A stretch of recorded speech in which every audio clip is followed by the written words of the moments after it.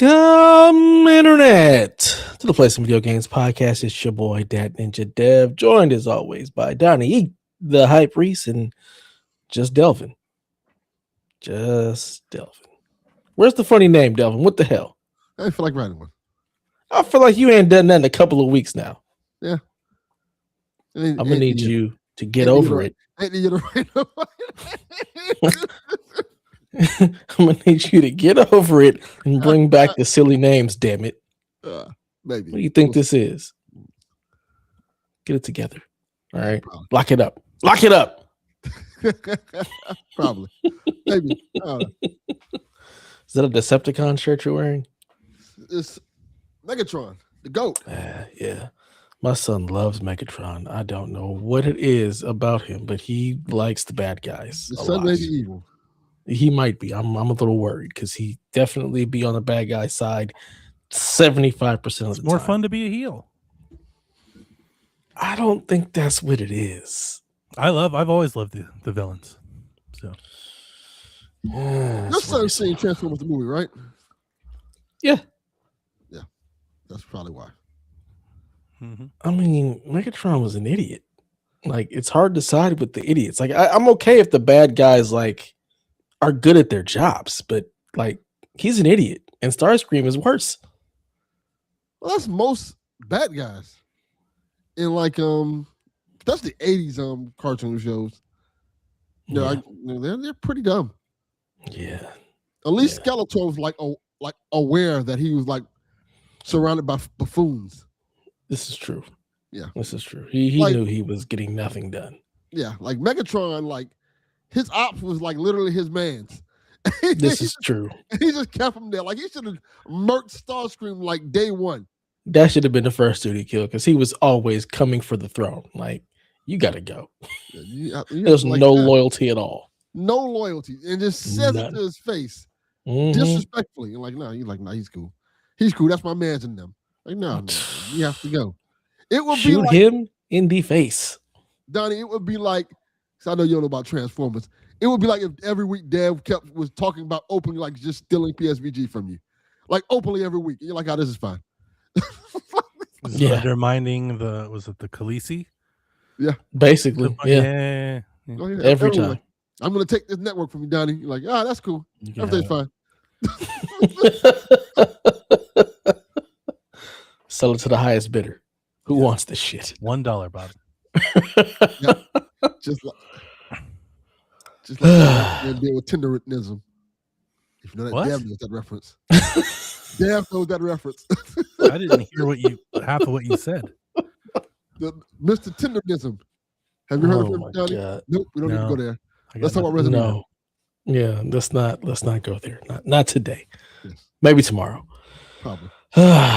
Delvin, what the hell are you doing with your life this week? Man, I'm doing what everybody else should be doing, playing Resident Evil. Yeah. Game's fucking awesome, man. Great. I love it. I'm still way early in the game, but if it keeps going at the clip that it's going, it's probably gonna be my game of the year or in my top 5 easily. I love everything about it. It's amazing. I love the way they have so far a great blend of survival horror and action, and the way they kind of separate it. Because the game tells you when you start it, hey, play Grace first person and play Leon as third person. And they do that because Leon is action orientated and Grace is just straight survival horror. And I feel and I don't know if Donnie has played it too, but I feel like this kind of makes up for a lot of the mistakes of 8. 8, I liked, but there's a certain point of 8 where it kind of the story mode of it just kind of falls off a cliff. And thus far with this one, I don't feel that. I feel like every time so far when the story starts to slow down a little bit, and it doesn't slow down often, it's just okay, it's time to play as Leon. Okay, let's rock and roll. And Leon is just literally just John Wick. But every time this dude has a bunch of bullets, and then when he's out of bullets, he has a small little axe he has, and he can just chop fools up. I'm yo, this dude is awesome. I love it. Kirby looks awesome in this. What the hell are we looking at? This Kirby amiibo was just announced. We're getting a Sword Fighter Link Kirby amiibo for Kirby's Air Riders. Just announced, I guess, within the last hour or so. That's These are cool. out in July. I still haven't played Air Riders yet. People keep So you're telling us getting about that one. King DDD, and then this. I have to have this Zelda Kirby amiibo. I wasn't ever gonna buy another. Coming to the US, right? They got me. I don't know. I just saw it. You're seeing it. You know as much as I know. Okay. That looks dope though. I like it. I'm intrigued. I like it a lot. Please continue. But yeah, I'm playing it on PS5 Pro.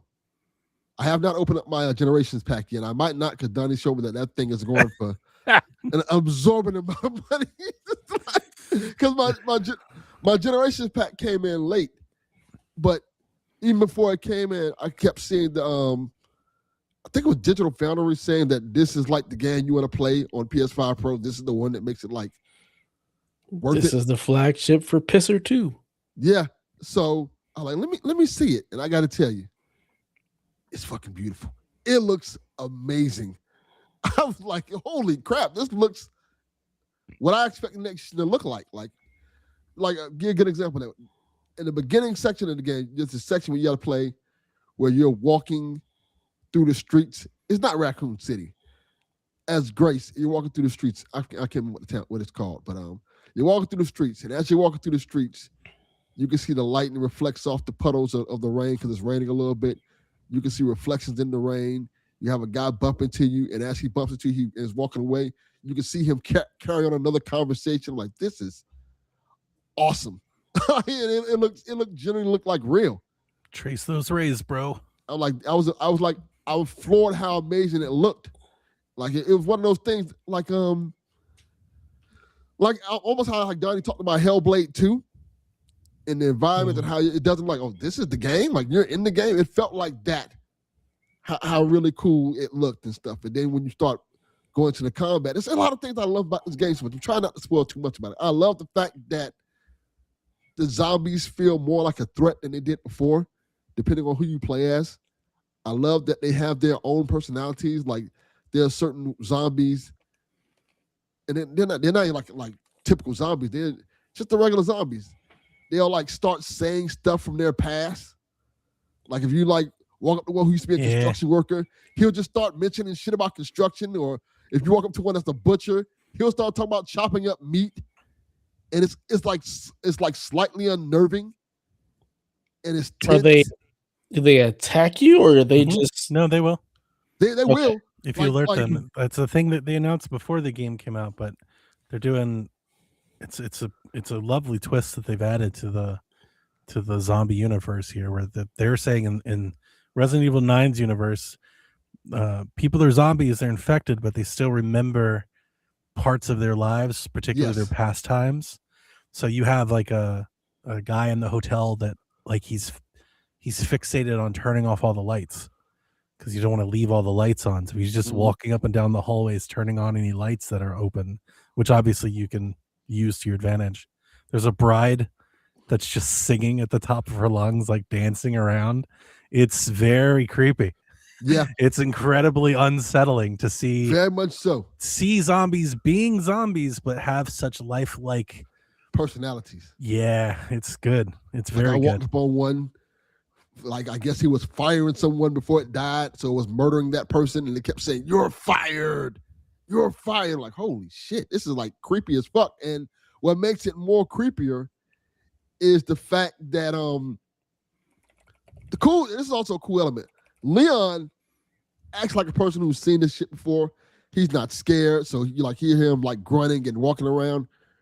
Grace, on the other hand, is terrified as shit throughout the beginning section of the game. Like you hear her like mumbling, like terrified, like shivering and stuff as she walks, and she'll just like say certain things like, "Oh, this is terrible. This is my worst nightmare." She like just mumble things. It's like, and because she's scared and she keeps like emoting fear, it makes you scared. Like she jumps when she hears certain noises and like, oh shit, should I jump in that? And she'll like walk around like always in terror and full of anxiety. And because she has that anxiety, it makes you feel like you're also having that anxiety because you don't know what's coming up around the corner. Oh, sorry. Like, Carry on. and it's just so many things that the game adds to it. And I love the fact that she's perpetually scared of everything, almost like Courage the Cowardly Dog. And she should be, because for all extents and purposes, she's not a soldier. She's not Leon. She's not someone who's been through this thing. Like, she went through a trauma in her life, and that trauma has affected her. There's a lot more to. There's a lot more to Grace Ashcroft. Yes. In this universe. So I don't know who the hell Grace Ashcroft is. So it's a Veronica thing. Again, I don't know anything. Most people don't know anything about Code Veronica. Most people don't know anything about Code Veronica. Which apparently they're remaking.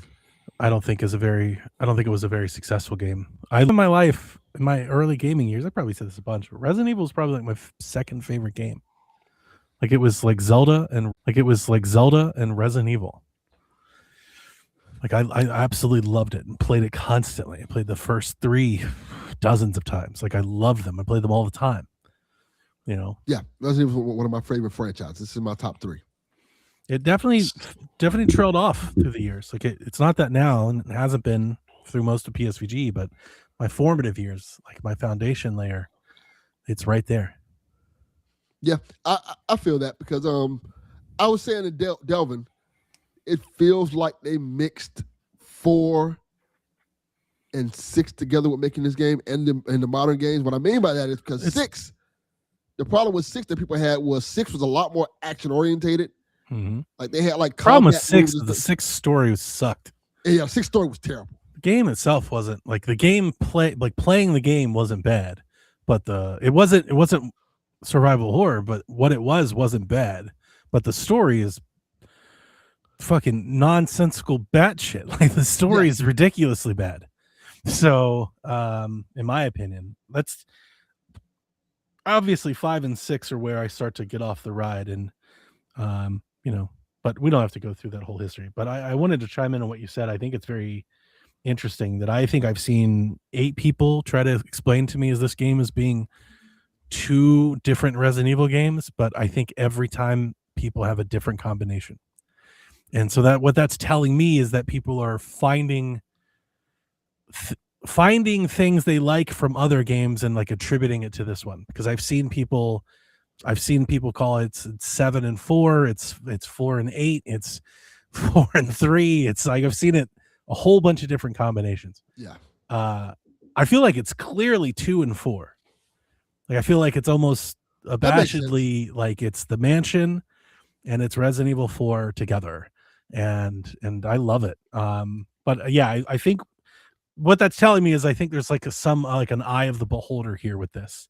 Yes. That people are thinking of the things they like most from the other games and saying this is that game. Very much so. And I like that it feels, to me at least, it feels scary again. Yeah. And that I think that's the problem with I had with 8. It got to a point where it just didn't feel scary. It felt fun. It was cool, but it didn't feel scary. 7 kind of felt scary throughout it, and then the other ones hit or miss. But this feels genuinely scary, and I like the blend. It almost feels like what I wanted from Alan Wake 2, with the 2 different protagonists and how they're supposed to feel different and unique. Mm-hmm. And with this game, it feels different and unique. And I had to tell my son, because he was playing it in a third person for both characters, like, hey, you should try it the way they tell you to try it. And then when he tried it that way, he's like, I think it's more immersive. Yes. He's like, I hate that you told me to try it this way, but you're absolutely right. I should play it like this. Yeah, when you put yourself in the eyes of Grace, it's easier for like all these things you're talking about, like her mentions and things and how you're buying into it. It's because you're seeing the world through her eyes. You're playing as her in your mind. And it adds to the immersion that you're seeing when you play as her, but it's also adding to the hard separation when you're playing as Leon. Yes. And I think that's why it feels like that. If you play in third person as both, I think that is probably diminished at least a little bit. I would think so. I would think so too. I'm playing with them both. I'm playing first person, third person. Okay, that's the same way I'm playing. Yeah. I also enjoyed the way, because I've only talked about it so far with Delvin. I've enjoyed the way so far we've drastically taken our direction of playing the game. Like, there's certain sections I've got to, and I'm like, oh, I did this and this and that. Like, oh no, I didn't do that at all. I did this. I'm like, why did you do that? It was like, interesting. Yeah, I'll give you a good example. This is light spoilers. There's a section where this giant butcher is in the kitchen. He's chopping up bodies and throwing it in the stew. And what you're supposed to do is you're supposed to like push this cart so he doesn't hear you, and you just sneak past him. So I pushed the cart. I took my time pushing the cart, running away while he's making noise, and then going back and pushing the cart so I can get out the room. My son was like, oh, no, I just let him see me and let him chase me out the room so I can have access to the room now. I killed him. Oh, you killed him, see? Yep. See, and that goes back to my point. Like, there were 3 different ways to take. There's many different ways you can take that same scenario. I'm like, no. I did it more like the stealth way. Where I killed him, and then there's 1,000 TikToks and YouTube about like, don't do that or X is going to happen. And then I took care of that too. I was like, it ain't going to happen to me. Maybe that should happen to y'all. Yeah, and I kind of dig that there's 3 different unique ways you can kind of deal with them. Like, that's pretty cool. I kind of already knew. I mean, I feel like maybe I followed this game a little bit closer than you did. I already kind of know kind of some of like the gimmick of the game design and what is to come a little bit, like in terms of strategy of the game. So yeah, I was like, yeah, we're gonna get rid of you now. This will make my life a little bit easier down the road. Yeah, that's pretty cool. Then that's pretty smart. And I kind of dug that you can play it that way. Yeah, and it's all just suitable. Game probably has a lot, as most of them do, but I think I'd echo the point you're making, is I think this game's replayability will be much higher than previous installments because of the way the game is made and like the design, what I would call the design, the strategy of the enemies and the elements are going to make this game to be highly replayable. Yeah. And I also I found myself using my knife a lot more. It's like almost like run based. Yeah. Like you could play it from so many different angles and styles that you can play it multiple ways. And these games are designed to, like, it's not a long game. So these games are designed to be played over and over again, to get different endings, to get different things, costumes, unlocking things. Like, that's what it's meant to be. Yeah. I found myself playing it with the knife and fighting with the knife more just to conserve ammo with grace, because you're like, oh, ammo's kind of scarce. So let me just, if I have to kill someone, let me just stab them up with this knife. Just shake them up. Get in old school. Like, I'm like really enjoying my time with it so far. It's an amazing experience, and I'm super excited for this week in general because Pacopia is coming out tomorrow, and I'm hearing high reviews for that. And I'm like, oh, this is going to be a great week. And WWE 2K's coming out tomorrow, and I'm not hearing high reviews for that so far. So I'm like, yeah, I've heard some funny stories about it. I'm hoping it's good. But the thing I've heard is people saying that I think it's supposed to have like 200 characters. And they're like, it's not really 200 characters. It's more like 100 and like a lot of alts. But I'll see tomorrow. But overall, I'm really enjoying Resident Evil. I'm happy that I didn't know as much about it as I should have known about it. Oh, to answer the question, I didn't know a lot about it, but I know about the enemy design, and not like bosses, like just general. Like, I know about the zombies. That's what. Okay. When I'm referring to what I'm referring to, that's what I'm referring to. Yeah. This is not spoilers. I mean, I can talk about it. It was in the trailers, so this isn't spoilers. If you just watch like some of the reveals for the game, like the zombies will progress, and the ones you kill will come back, and you have to like kind of kill them the right way. So they talked about that in the trailers leading up to the game's release. So I knew that going in, so I'm playing that from the start strategically with that in mind. Okay. I was like, I don't want to fuck with this dude later, so let's get this done. So I kind of focused on that from the get-go. But that does mean that I have others to contend with as well. Like there's not enough resources to take care of everything. So I'm kind of like picking and choosing. That's cool. That's great.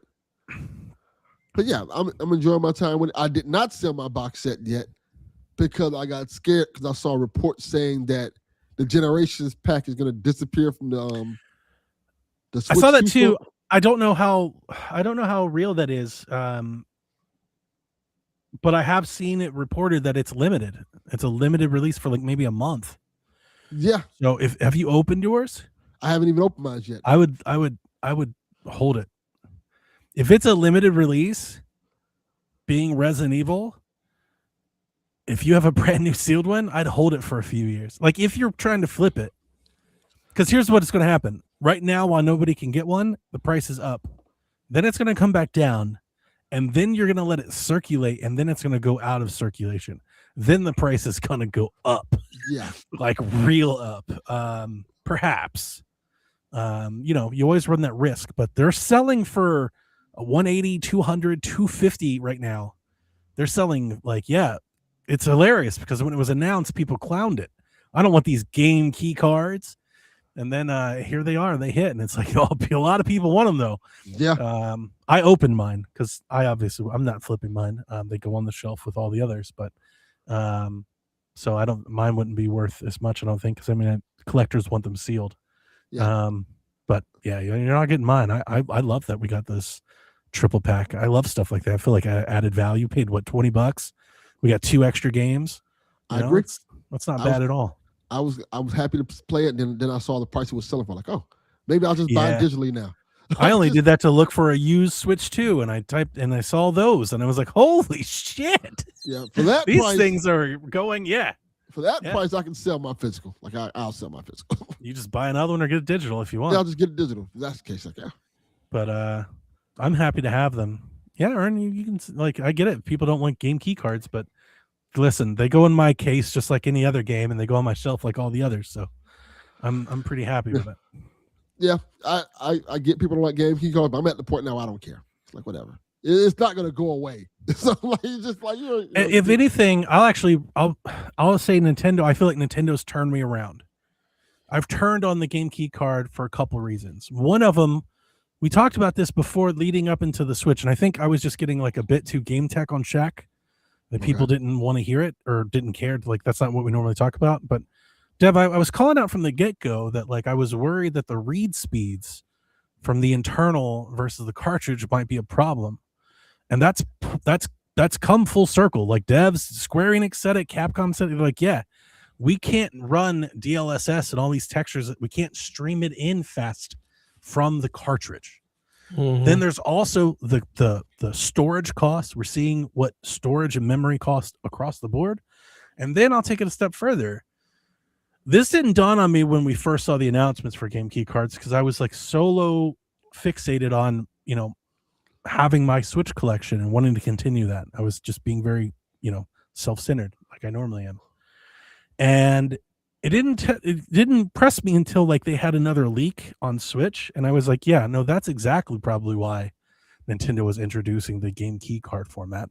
Because every time they release a fucking Pokemon game, or I think it was Age of Imprisonment, somebody breaks Street Date 2 weeks early and dumps the ROM online, and people download the ROM and play it for free. Happens all the time. And how do you get away from that? Well, you either delay physical or you release game key cards. There's nothing you can pull off of it. And I understand that people like want to support piracy. I do support piracy. I tell people to do crimes all the time, but not for current shit that these companies are trying to sell. That's across the line. like I don't support that.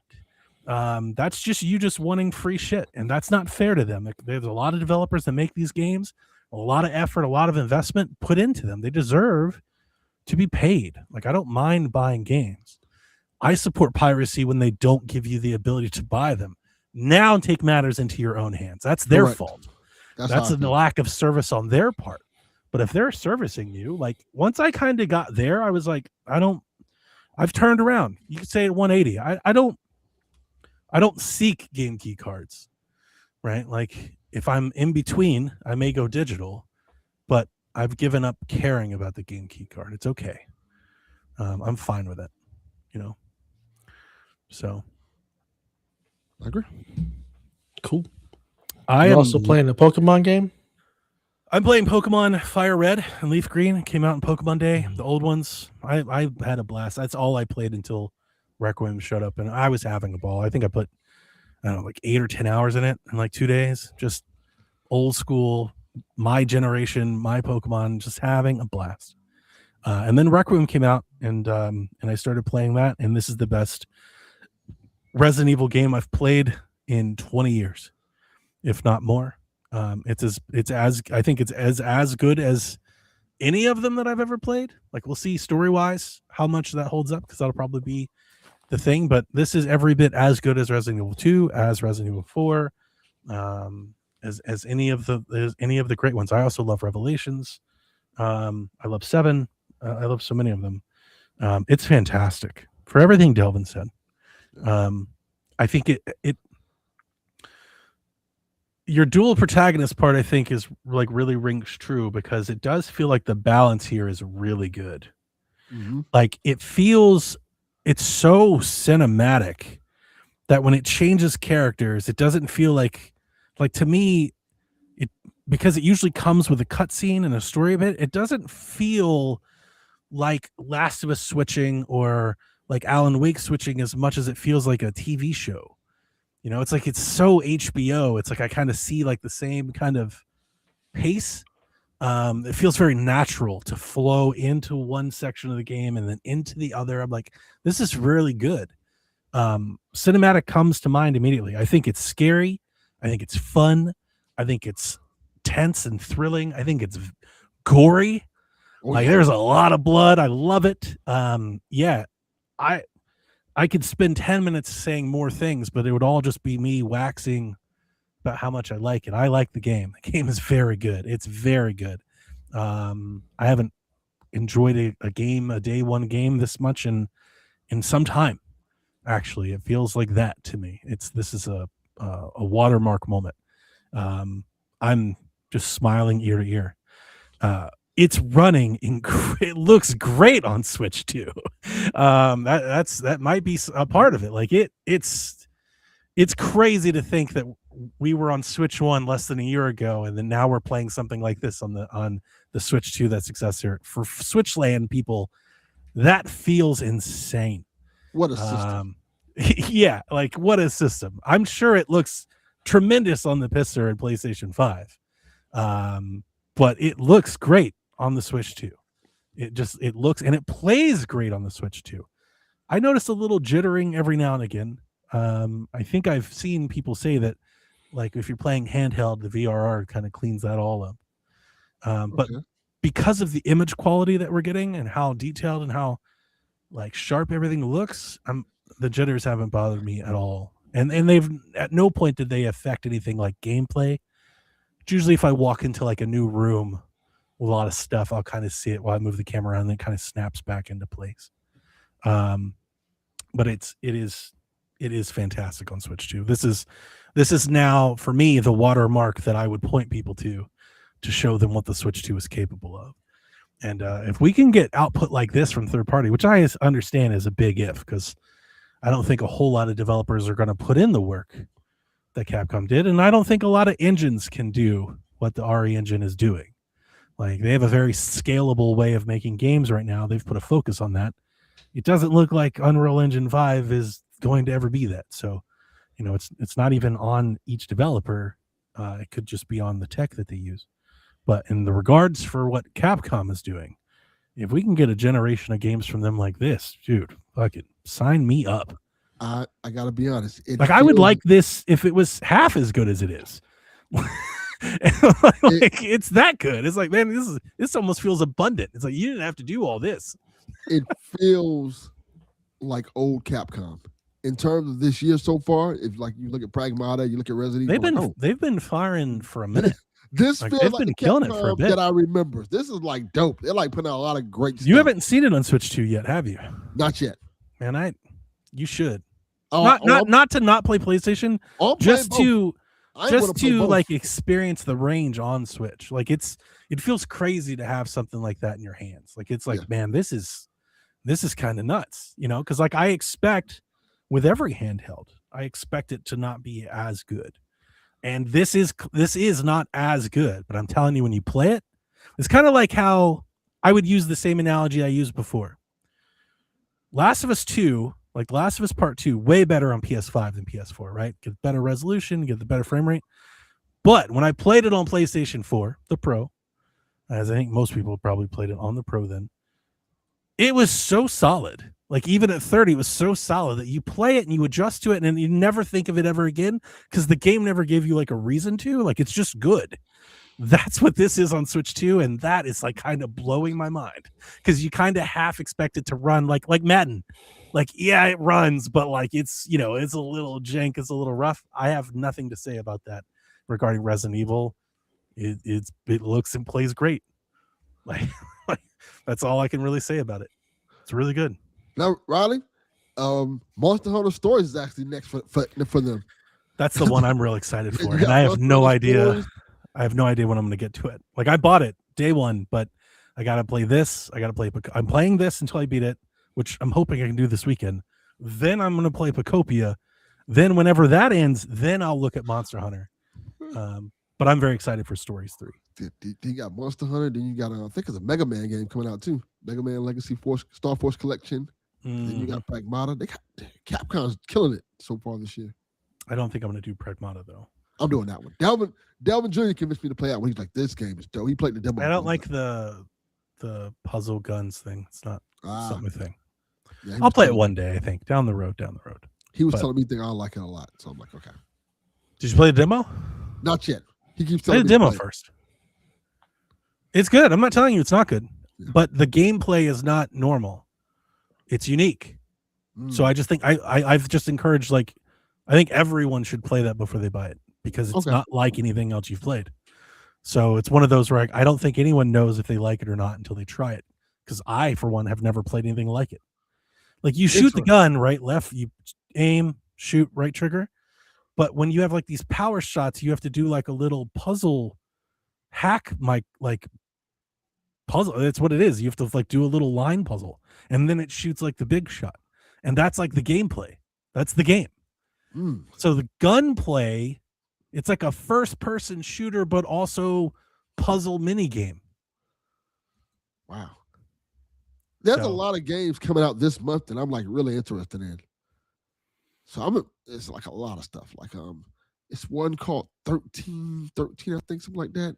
1313? The Star Wars game? No, it's this. That finally coming out? That one? That'd be great. It's the cinematic action game when you play as this woman like in medieval times. And it has a kind of like Hellblade feel to it. What does it come out on?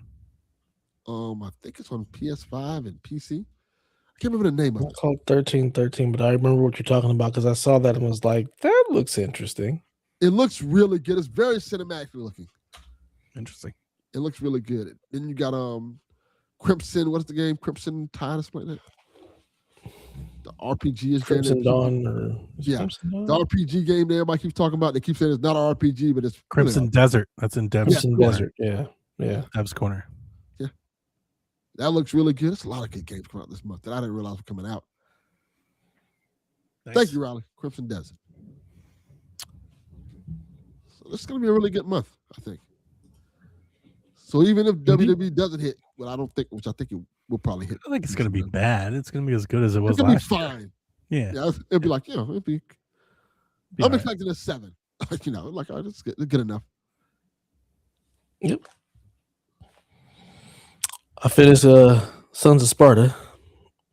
Nice. Or roll credits. I wouldn't say I'm finished because there's still like after story gameplay. Like there's like a whole new story that starts like after you finish. An epilogue?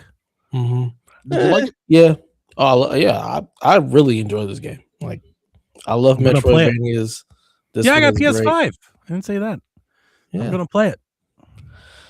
I don't think I imagine you'll play it for a couple of hours and you'll move on. You're like, yep, I know what this game is doing, and you'll move on. That's what I expect for you. I don't think you'll Listen to finish board video games, and Kaya was like, "I'm playing it. It's okay." It's like all he really had to say. Glowing endorsement. It's Yeah, okay. it's like, yeah. Put it I'm on the gonna try box, baby. I got Haley Pass now. So I downloaded it and like 20 good. other things. Yeah, but I really enjoyed the story. I enjoyed just seeing a different side of Kratos, is like coming of age and him struggling with, duty and, what he felt like he should do, and just like the back and forth with him and his brother and just It's the other Jin all over Spartans. again. Jin? No, Jin all over no. again. Not like that at all. No, Okay. not even close. Not even close. He's way more like, man, F that dude. Let's go. There we go. Now I'm talking. And Deimos is more the one who's like getting him to realize that, sometimes everything is in black and white. So it's just cool. I just really enjoyed the story. I enjoyed the gameplay. And you know me, I love a game where I can collect things and upgrade my powers. And there's a lot of that. Resident Evil. There's a lot of that in Resident Evil. I'm good. There'll be no Resident Evil in my future. All kinds of stuff. There's of course coins. You unlock power-ups. You unlock different things. Then you unlock a whole new crafting tree, and it's this stuff. It's good. Yeah, I'm good. Just Resident Evil is just not my bag. I'm never expecting you to play something like that. Yeah, no. But yeah, I enjoyed that. So now instead of playing video games, I'm just watching a bunch of anime. So like I don't think I'll be. So I'm watching. I just finished the 86, which is it's on Crunchyroll. It's dealing with a lot of stuff. It's basically one of those things where we're talking about like racism and war and all kind of stuff. So it's definitely more than just your typical anime. Yeah, it's not. I'm scared to watch anime talk about racism. It's not directly talking about racism, but it's a social commentary on it. Okay. In a wartime scenario. So 86, it was fantastic. So it's apparently there's also books. Oh, it's all Japanese, Yeah. But it was fantastic, and apparently there's also novels to it. So now I got to go read the books because the first season only dealt with probably I think the first 2 books. I think there's like 6 or 7. So there's supposed to be another season or whatnot. We'll see if that happens. But they made really the anime, so I don't have to read the books. I can just watch the book. It's better. I read actual books. I have to, if you already made the cartoon, I ain't gotta read the book now. Yeah, okay.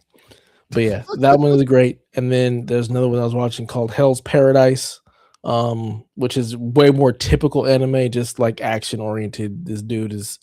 There's a bunch of shinobi and criminals and samurai trying to find this elixir that is supposed to grant immortality on this crazy ass island. So way more anime tropey, but it was really good. Whole bunch of action. Guy all of a sudden like action killing everybody. All of a sudden the girl with big boobs pop out and like, oh, what is this here for? Not really. So it's not the big boobs. They don't really do a lot of that. There is some of that, but not to the extent that you're thinking, because when you do see that, it happens to be these enemies that can actually change gender.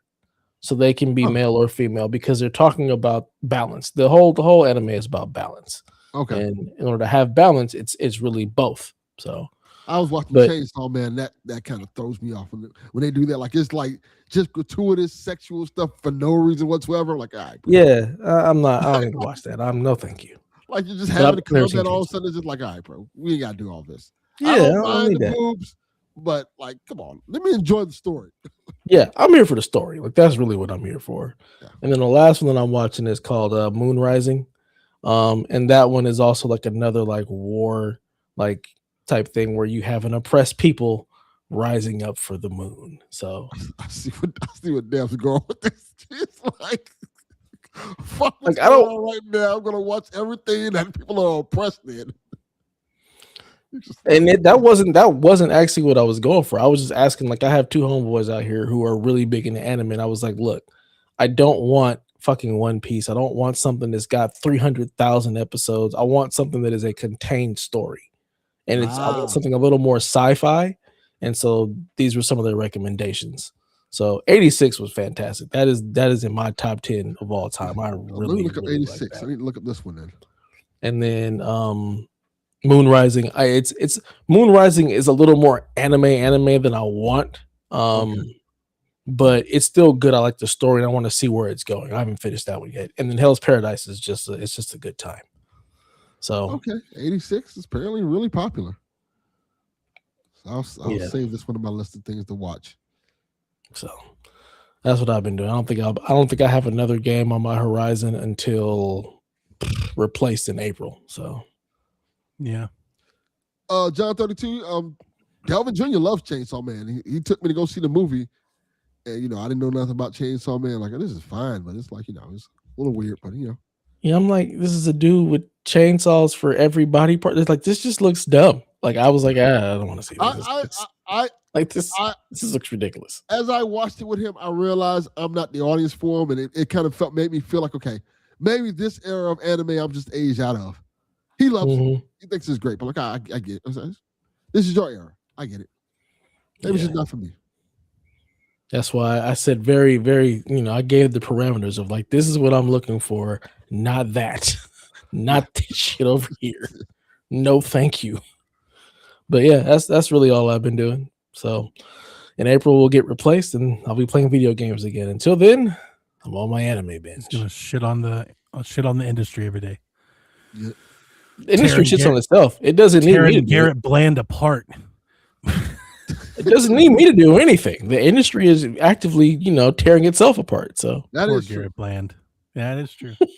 I saved a bunch of money today on weed drinks. I'm excited about it. You saved a bunch of money, huh? Yeah. So they're just on sale? Money. No, sort of. Yeah, sort of. So these things can be like notoriously hard to buy, like in stores. You don't know like who's got them, how long they'll carry them, how much they have, right? So I usually buy them online, and they ship them to me in the mail. Delvin. Yeah, Delvin Get it together. That's straight to jail. Believe it or not, jail. No. Anyway, today they sent out. I think maybe they're like clearing, so they sent out to an email they have like a rewards thing you can sign up for, and you'll get like texted like codes or certain sales or products. Today they sent a message, and they go, today and today only. Whatever you can buy in one transaction in our store, we'll give you half off. So like if you just go out and buy any of our stuff in stores and send us a copy of the receipt, we'll give you half your money back. So I like feverishly started like looking up stuff around town, and there I found a vape shop kind of in the hood, and I pulled right up to that motherfucker, and I was having a blast. They had like a speaker outside. I was like, oh hell yeah!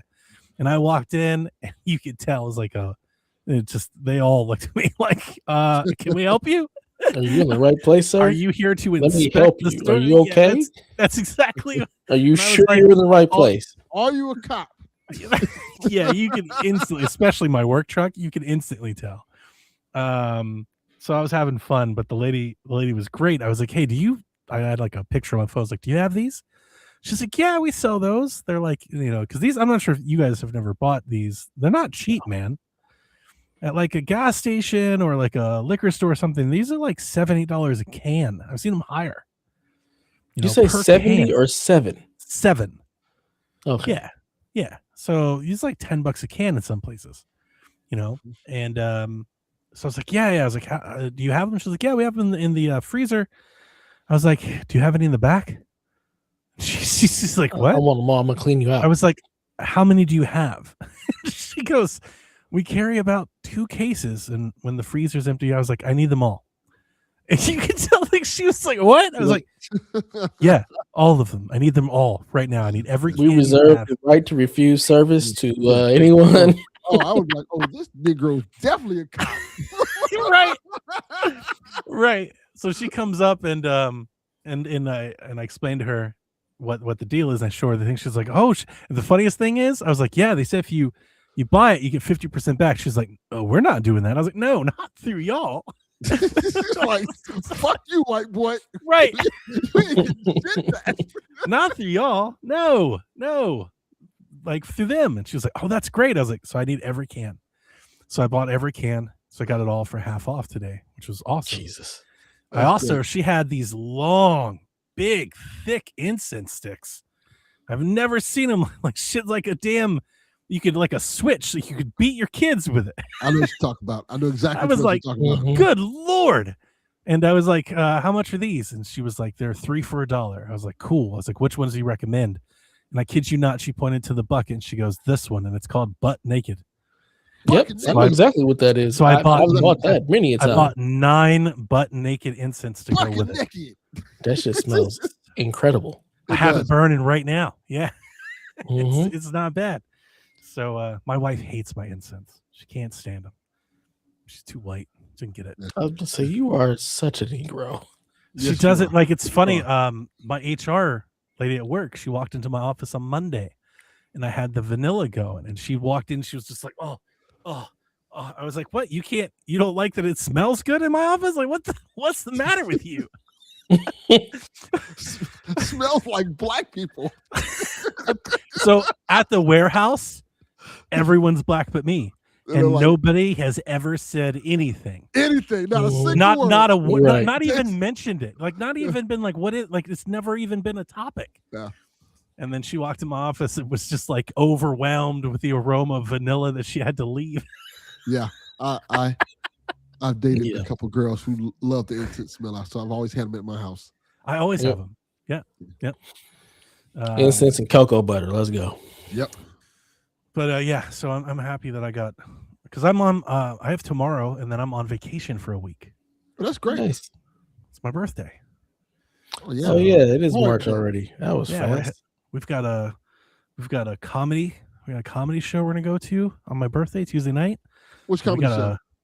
We're gonna go see Jordan Jensen do stand up at the Variety Playhouse. Okay. She's not super popular. She's like somewhat popular. She's got specials, I think, on Netflix, but she's not like big. I don't even think she's all that particularly good. But she's got a cool vibe, and I like her crowd work. My wife likes her, so we're just gonna go watch her. I honestly, the way this came up is my wife wanted to go to a hotel for my birthday. The hotel we're going to is Atlanta's famous Claremont Hotel, which has the Claremont Lounge. Yeah, that's where we're going. That's exactly where we're going for my birthday. And because we were in town, I don't mean that. No, I'm just saying. Because we were in town, I haven't been down like that way in some time, many years actually. Like these days, when work is over, I'm trying to get the hell out of the city. So, I just looked up the Playhouse because I used to go there a bunch. I like that little part of town, and I was like, I just wonder if somebody's there, and it would just happen. She just happened to be there that day, and I was like, oh shit, well we'll go see her. We know who she is. I was just gonna go see anybody. So I'm excited. I'm excited to not have the work. I need the time off. Shit's getting crazy. Yeah, it is. At work.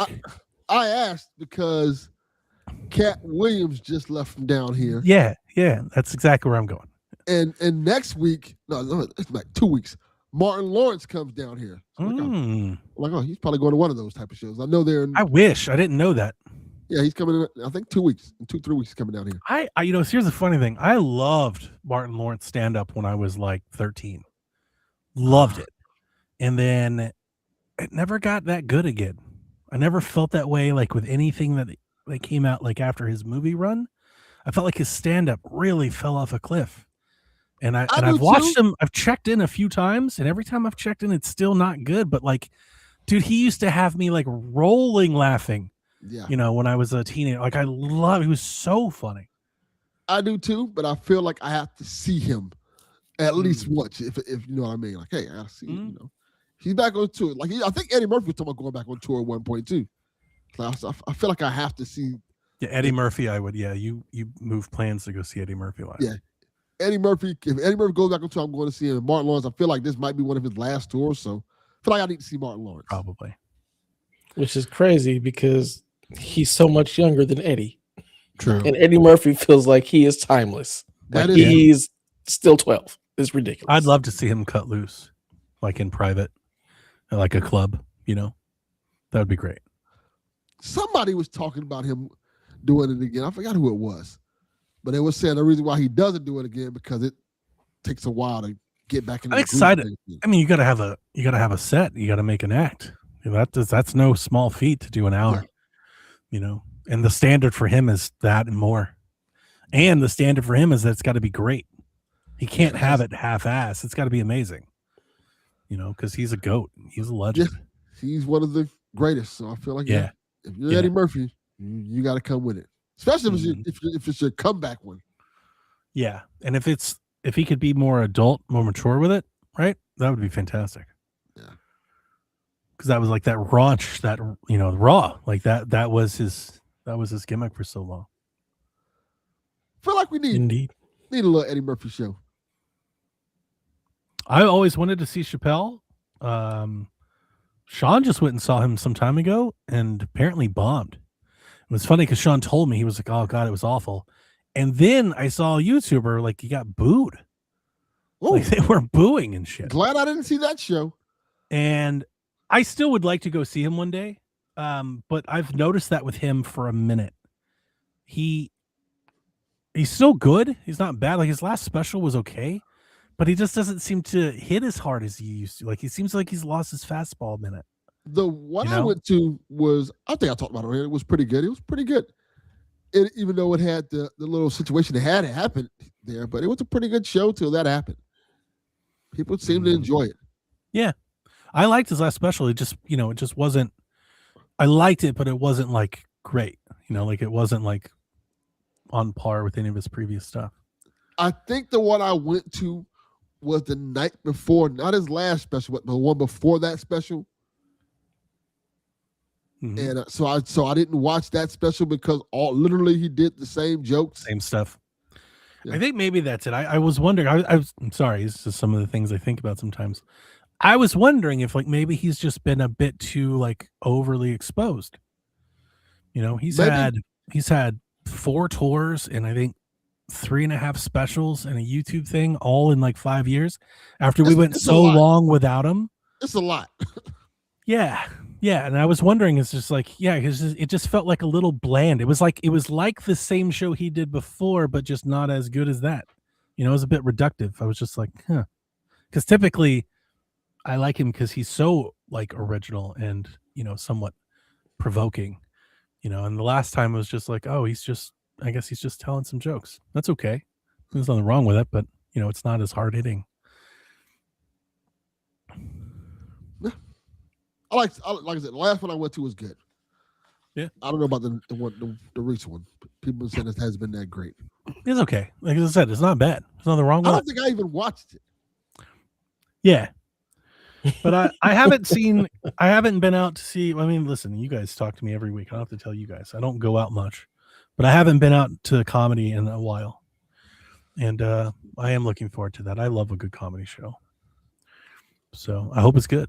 Hope you have fun. And if it's not, then we're at the Claremont Lounge anyway. Comedy will be there. It is. One way or the other, we shall have a good night. One way or another, you're having a good time. So I'm hoping to play. You're leaving here with something. I got to get through work tomorrow, and then I'm hoping to really get in some Resident Evil before that happens. And then when I come back from my birthday, maybe then I'll do Pacopia. Okay. But I'm pretty jazzed about Pacopia. Very happy to see people, catching on and really one, that they're enjoying it.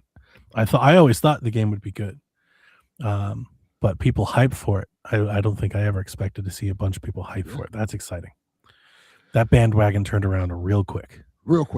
Reviews mean a lot, apparently. Like, a lot more than I want to give them credit for, because once people start seeing some fucking numbers, like, people start changing some tunes real quick. I may buy a copy for my daughter. It's like a damn shame that a game has to get a bunch of 9s for so many people to take notice. Been there the whole time. It looked great. We've been excited about it on Shaq. When it was announced, I was like, this is my favorite game in the showcase. And at the last direct, it was my favorite trailer in the Pokemon thing. I was like, yeah, but I think, I wonder how much of it has to do with folks that play Dragon Quest Builders. Because when we found out the dev and everything, I was like, yeah, Dragon Quest Builders is awesome. If you haven't played it, you're missing out. It's a super fun game. And so I was always applying that to kind of this. I think maybe people that don't know what that means or never played it, I think maybe they've finally caught on to, like, oh, but it's good though. It's like, yeah, Dragon Quest Builders is not just like a little clone or some jank. Like, no, it's a good game. They're very good at it. So I'm excited. Are you going to get your son Pacopia, Dev? No, Damn. Good answer. he wasn't interested. He saw it and he was like, Oh, okay. Yeah, I don't think Jack would be interested either. He's kind of not.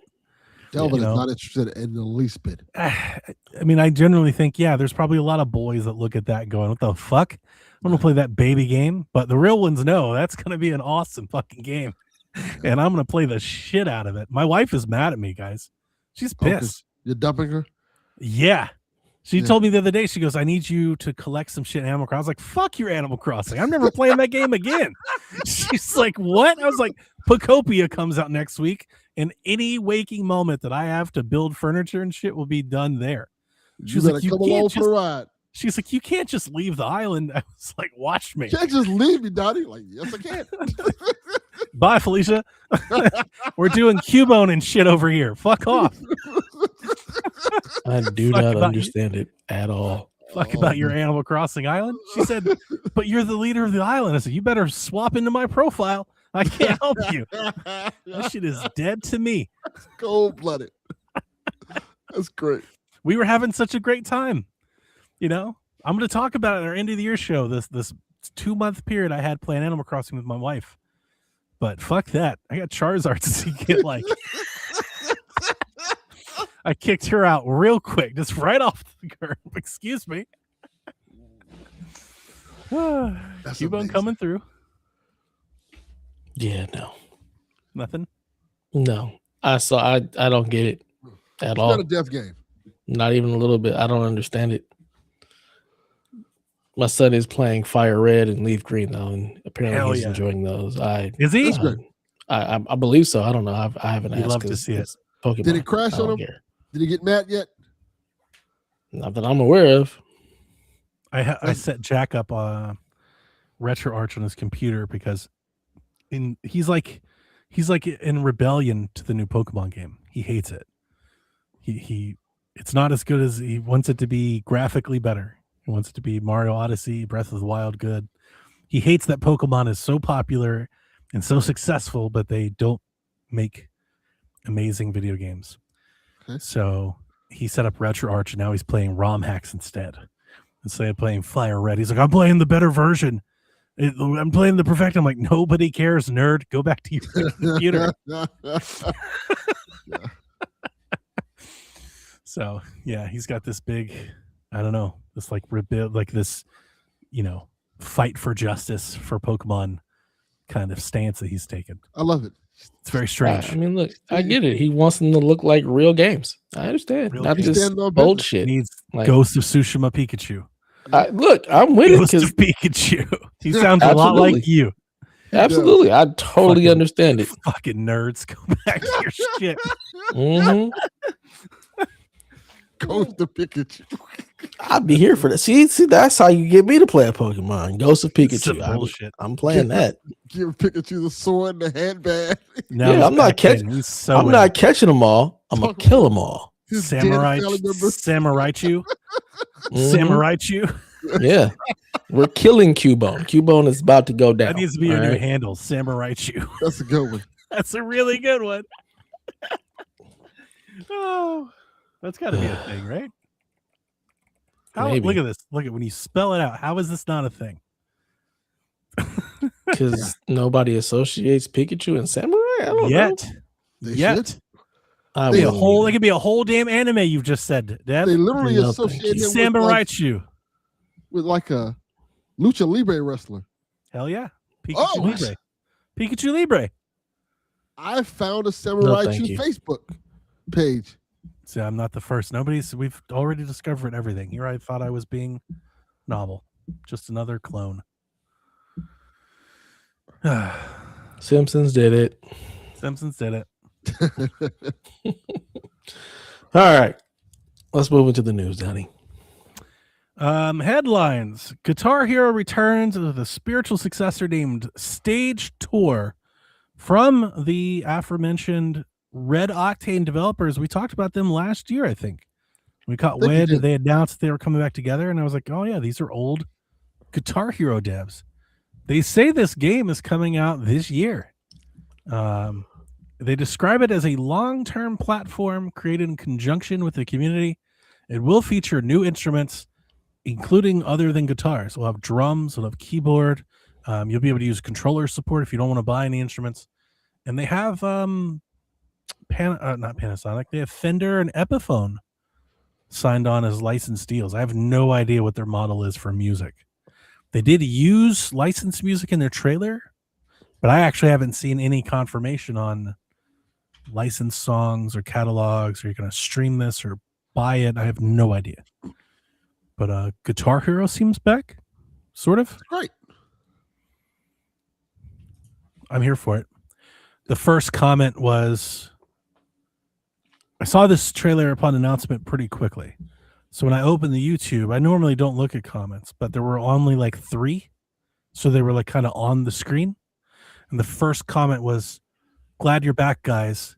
Change the models from looking like 360 characters. It was the first comment. I was upset that a Guitar Hero game looked like a Guitar Hero game. You sure that wasn't Jack? That's why I bring it up. I thought about it. I was just like, we are so fucking toast. We're so cooked. This game that went away forever is coming back. And the first response, somebody was like, yeah, but why does it look like that? God damn it. Why would you want it to look any different? I want it to look like Guitar Hero. 20 years later. It should be better. Should it? I can play Guitar Hero right now. What if it was timeless as it was? But it's not. But it is. I have Guitar Hero at home. Like that's part of it. This industry is so fucked. It's just gonna eat itself from the inside. Yeah. I mean, I'm not interested in this. I'm more of a Rock Band person anyway. I'd rather play. I've never been into Guitar we don't Hero. know anything about the style or anything. Like people just, Guitar Hero because of the legacy, but we'll see. I think it makes sense. I've long been suspecting that we were about the time where, the aughts and the Wii and stuff would boomerang back around. I've been making those predictions for a minute now. I think Guitar Hero, I think DDR. I'm thinking the kids they got jobs now or getting them. And I think, there's going to be some nostalgia to relive some of that. It'd be smart to get like a Nintendogs out or some shit like that too. To piggyback off of that. If they put the roots into it, then I'll play it. Until we get the roots, fuck them all. Yeah, you don't even need a guitar. Mm-hmm. Would you want to play Guitar Hero on a controller? No. I never would. That defeats the whole magic of what's happening. But it'll be there. On a guitar, that's just stupid. I agree. Ubisoft has provided an update on. Before you move on, okay. I want to bring some news myself because since we're talking about the Guitar Hero, I have good news, bad news, Dev. What? Good news, bad news. Okay. Good news is someone's bringing back a Def Jam Vendetta type game. Did you hear about this? And the bad? No. I never played the Def Jam games in the beginning. You never played the Def Jam games? No. Great. The bad news is Ja Rule. No, the bad news is it's with modern rappers. It's gonna be made by rapper. God. Why? They're all bitch asses. Why would none of them fight? Ain't none of them thuggish. What modern rappers? The game's gonna be called Only Hands, and it's supposed to come out this year for Only mobile Hands. PC, and it's gonna be on consoles too. Emo ass rappers. It's gonna have like Kodak Black. I heard artists, Dev. They're artists. They're emo bitches. The problem is like the list, the roster that they have is trash. It's Kodak Black, Little Durk, Little Boozy. Who? Exactly. No rapper you know. Only Chalfie knows these rappers. That's unfortunate. Because of his son. But we're getting the Def Jam Vendetta. No, we're not. It's not. It's not. Don't even sully Def Jam's name by associating it with whatever this trash is. I can read Def's mind by association. Yes. You don't want to play as Kodak Black? No. What about Lil Boozy? Can I play as Redman and stomp a mud hole into Kodak Black? Because then you might get me on board. If I can be Reggie Noble and just put my foot through Kodak Black's chest, then I might be down. You could be Ski Master Slump God. Move on. G-Glock. We spent too much time here as it is. Ubisoft has provided an update on Assassin's Creed. They say that Assassin's Creed Shadows is moving to its final phase of support. They once again teased the Black Flag remaster, dubbed Resynced with new concept art. We all know that game is coming soon. They gave an update on the new multiplayer game, codename Invictus, that they say is progressing steadily with a test and learn approach. It's being made by the For Honor team or people from that team. Ubisoft Montreal continues working on codename Hex. That's the witchy Assassin's Creed that's coming. Apparently, reportedly, even as their director left last week, all the buzz coming out of it was that, but the studio is real excited for it. So they seem to be real interested in the progress so far. And a 60 FPS patch has come out for Assassin's Creed Unity on Series X and PlayStation 5. Jack will be particularly excited about that. Jack loves Assassin's Creed Unity. Oh, that's his favorite one. I didn't like that one that much. Most people did not do very well. It's right partly because of how terrible it ran. Yeah. But I was a part of it. But yeah. Part of run's good now. I never played it. I can't really say. Yeah, me either. After Black Flag, I was like, when I played it, I did not like it at all. It ran like crap. It played like crap. Yeah, I kind of fell off then too, and didn't come back around until after. Like I dabbled with Origins, and Origins still wasn't what I wanted. And then it was Greece. I played that a little bit. Didn't love it, but played it a little bit. And then Valhalla got me back. Apparently, people weren't really fucking with Shadows like that. Apparently, so I haven't played it yet. I got it. I want to play it, but to set aside the time to play it, is a whole different thing. It's too large. I can't fuck with Assassin's Creed anymore. That's They're too large. Like I feel like I'm never gonna get done. And by the time I look up, I've put 70 hours into the thing, and but you only played 3 a year. You got time. Yeah. No, you got nothing but time. What are you talking about? I played Shadows for like the first half of the year and got nowhere. Yeah, you're like it's so good and everything. It's so good, but I'm like, I don't even know what I'm doing anymore.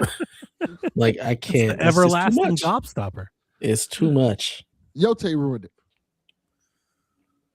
Yote was great. See, that was the perfect length. Like I knew where I was going. There was constant progression through the story. Like Shadows, I felt like I never progressed the story anywhere. I don't even know what the story was anymore. You just completely lose sight of what the hell am I doing.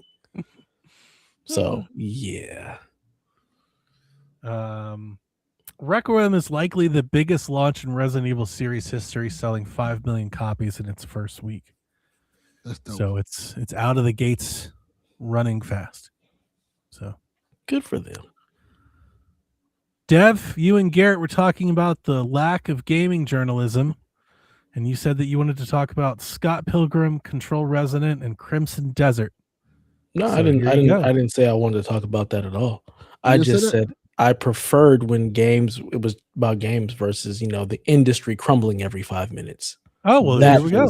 The lack of it. I want to hear Dev's corner. That's nice. It happened already. We already went through that. We did this. Lord, you missed. You didn't talk about these games though. he walked the corner around quicker than a motherfucker. Yeah. But yeah, so Scott Pilgrim EX just came out.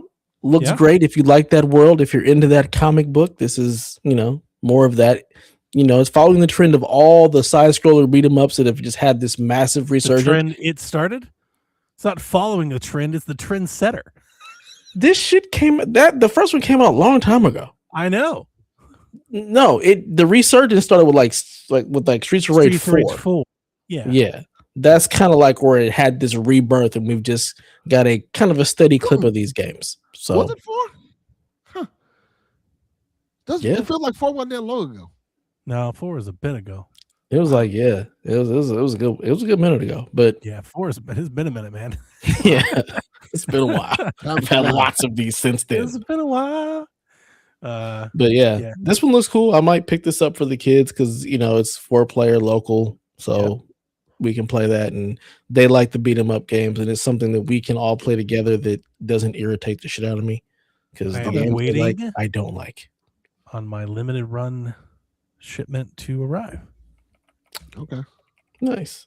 Very excited, but I have no idea. Again, like everything else, I gotta find a window to play it. You'll get to it when you get to it. Yeah, I'm not in a rush to drop everything for that. These things me and Jack play by ourselves or together, and we play it like on a break or a vacation or something. We find time to play one of these. Yeah. That's what we do with Power Rangers. We did it with Streets of Rage. Like anytime I get on one of these, I kind of save it for the moment where we can play together. But Could be obviously, a little spring break game. yeah, exactly. I had to get the collector's box. So when that was announced, I pre-ordered that. Now, funny thing about that was I got a notice from them, I think about a month ago, it was telling me that my game wouldn't show up until June, which Damn. I wasn't like going to play it immediately. So it didn't really bother me. I wasn't going to buy it digitally. I was like, I'll just wait. But then I got a shipment alert that it shipped like last week. So it's like on the way, I guess. So I'm kind of confused. It might show up. Maybe it won't. I don't know. It's limited run. Expectations are super low. Right. It'll limited run. It shows up when it shows up. Yeah, pretty much. Here when it gets here. It's better for you to not think about it. Just hide it in your spam folder and be ecstatic when you open the box. You're like, I don't even know what this is. And I forgot about this. Yeah. Yeah. Because looking at you, Demon Throttle. My KO edition didn't come for like 2 years. That's it was crazy. So long. Because they had so many production issues and it just got delayed and delayed and delayed. So right. But I'm excited for that. I'm also excited for Planet of Lana. If you guys don't have Planet of Lana 2 comes out tomorrow. I love the first one. That's tomorrow? It's tomorrow. So yeah, add to your March list. I have bought all of these. But yeah, take a number. We'll get back to you when we can. If you'd like to leave a message. Gaming is picking up for sure. Starship Troopers right around the corner. I'm stoked for that game. You guys have got to get it. It's super fun. Nope. I'm getting it. It's fun. I got my Starship Troopers game. It's called Helldivers. That's fine, but this is a single player. I mean, this is a different game. That's all I'll say. Yeah. It's a completely different thing. Yeah, I saw it. I'm like, I'm good. It's one of those things I know. love the retro stuff. The guns are good. You get to relive like some Star Wars, some Starship moments. It's just super rad.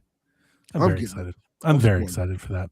It's really fun. This is like some of the most fun I've had this year so far is just playing that demo.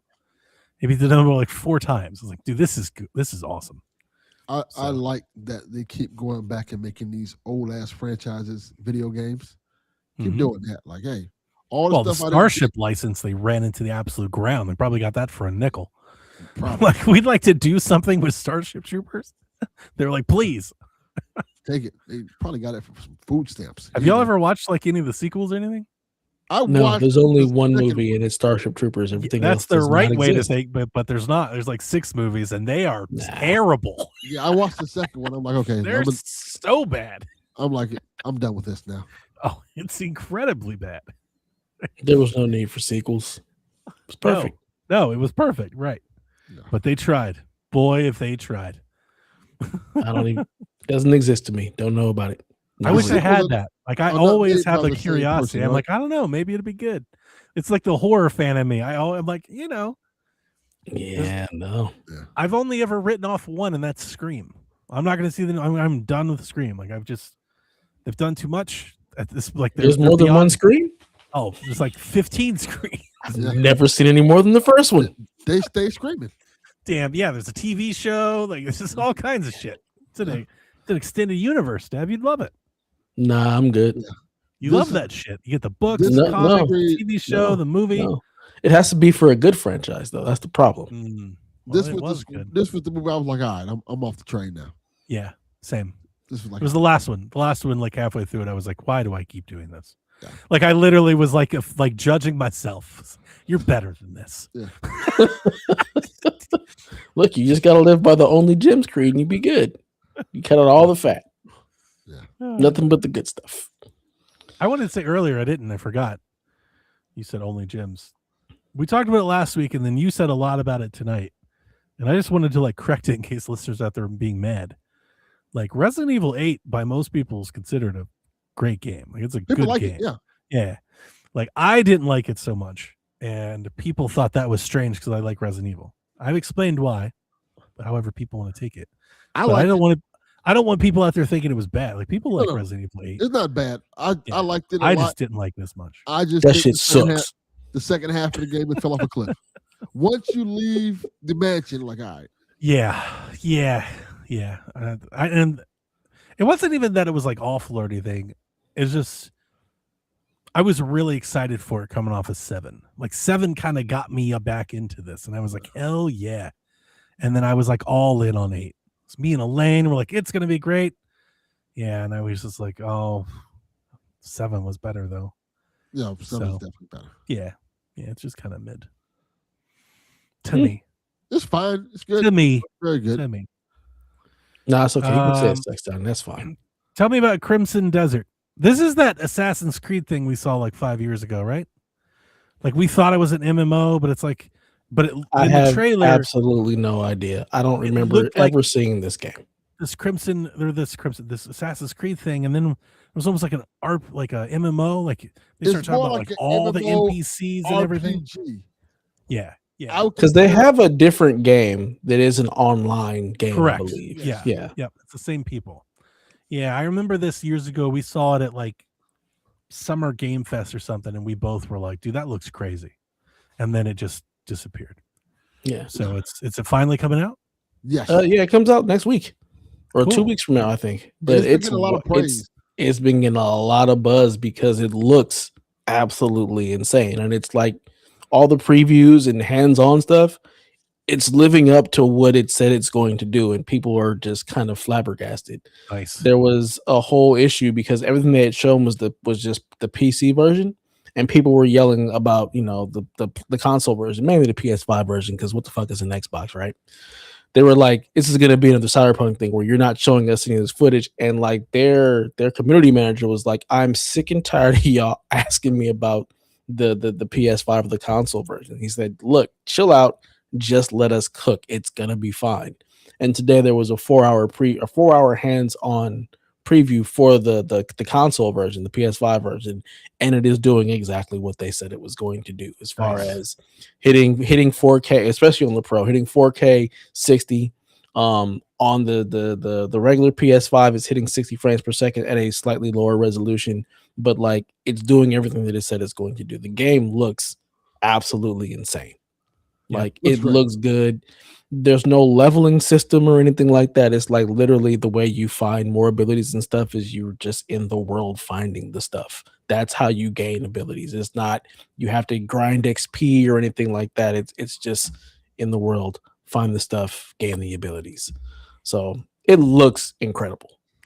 They're also the Digital Foundry thing. I didn't watch the video, but I read their article when I was doing the notes. Mm-hmm.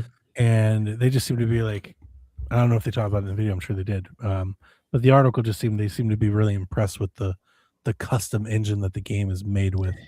Seemingly that being the difference, because everyone draws their comparisons to UE5, which we've always talked about, very heavy. Mm-hmm. And if you get custom engines like idsoft or whatever their engine called, RE engine, you can do things in places that you didn't think possible because they're not, it's apples and oranges. They're not using this different engine, different tech. And it doesn't look like every other Unreal 5 game. That's the other thing. Like it has a completely different, distinct look to it. The craziest part is that all of their benchmarks and what they're running the game on is old tech. So they're running it all, and not even on NVIDIA. Everything they're doing and highlighting with all the ray tracing and everything they're doing is on like a 2-year-old GPU and a 2 or 3-year-old CPU that neither one of them are the best in class, and they're hitting 4K 60 with ray tracing on AMD, which doesn't do ray tracing well. So it looks like this game is also going to scale incredibly well and run really well on PC, hence it also running really well on the PS5. So game looks incredible. It's going to do one of two things. It's going to either be game of the year or it's going to be a complete flop. I don't see they're having an in-between for this. So tune in next week on Dragon Ball Z. Yeah. I'm very interested to play. I won't. But based on like what I remember it being and all the buzz about it right now, I'd be at least interested in knowing like how it reviews. I'd probably try it one day if Haley buys it or something. I think I picked it up on our Fantasy Critic. Nice. I think that seems like a good one to get then. Yeah, so we'll see. I'm curious. I don't know if I'll ever play it because it looks like it's also just way too big of a game for me. and not quite what I want from an RPG, but we'll see. But yeah, looks cool. And the last thing in Dev's corner was Control Resident. Got a first look preview today. And goddamn, that game looks great.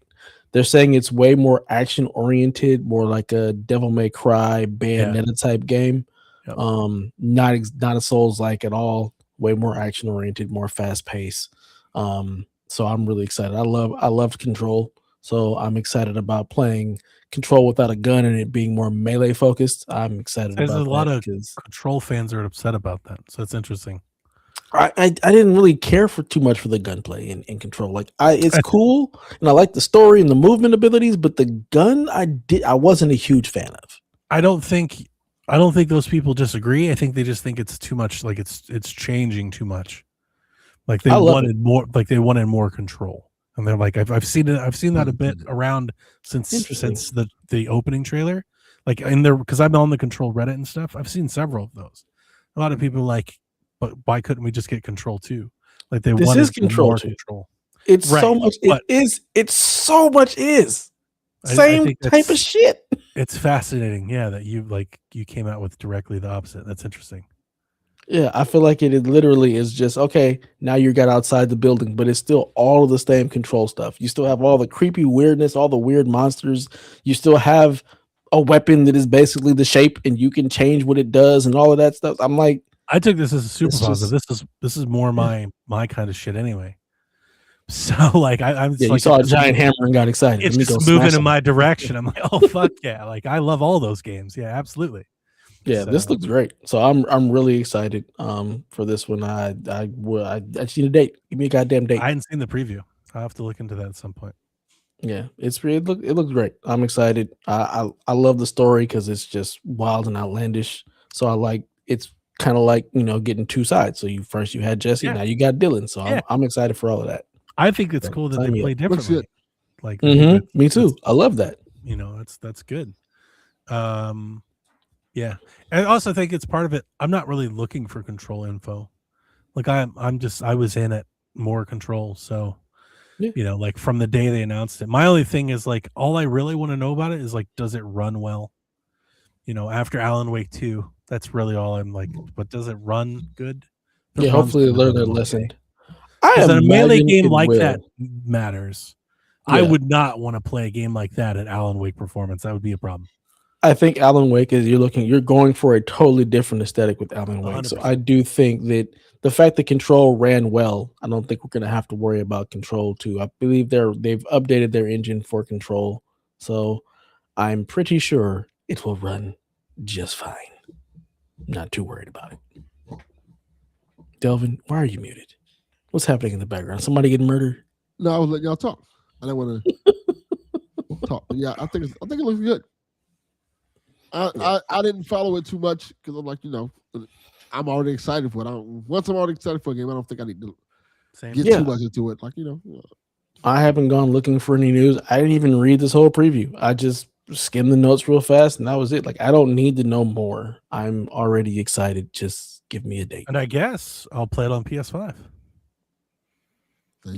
You won't have much else to play it on. So right, I got nothing. Like I'm gonna play. I got to make room, I guess, for Fable, Kenna, and that. Well, Haley would probably get Control anyway. Probably. We'll live off that Haley pass for a long time. I played NCAA football. That's the only thing I've played on it so far. It's quite nice on it though. Like I was like, oh, this is pretty good though. I was trying to tell Jack, it feels obviously I'm playing the new one and not the one that I played on Xbox. So it could just be that 26 is a lot better than 25.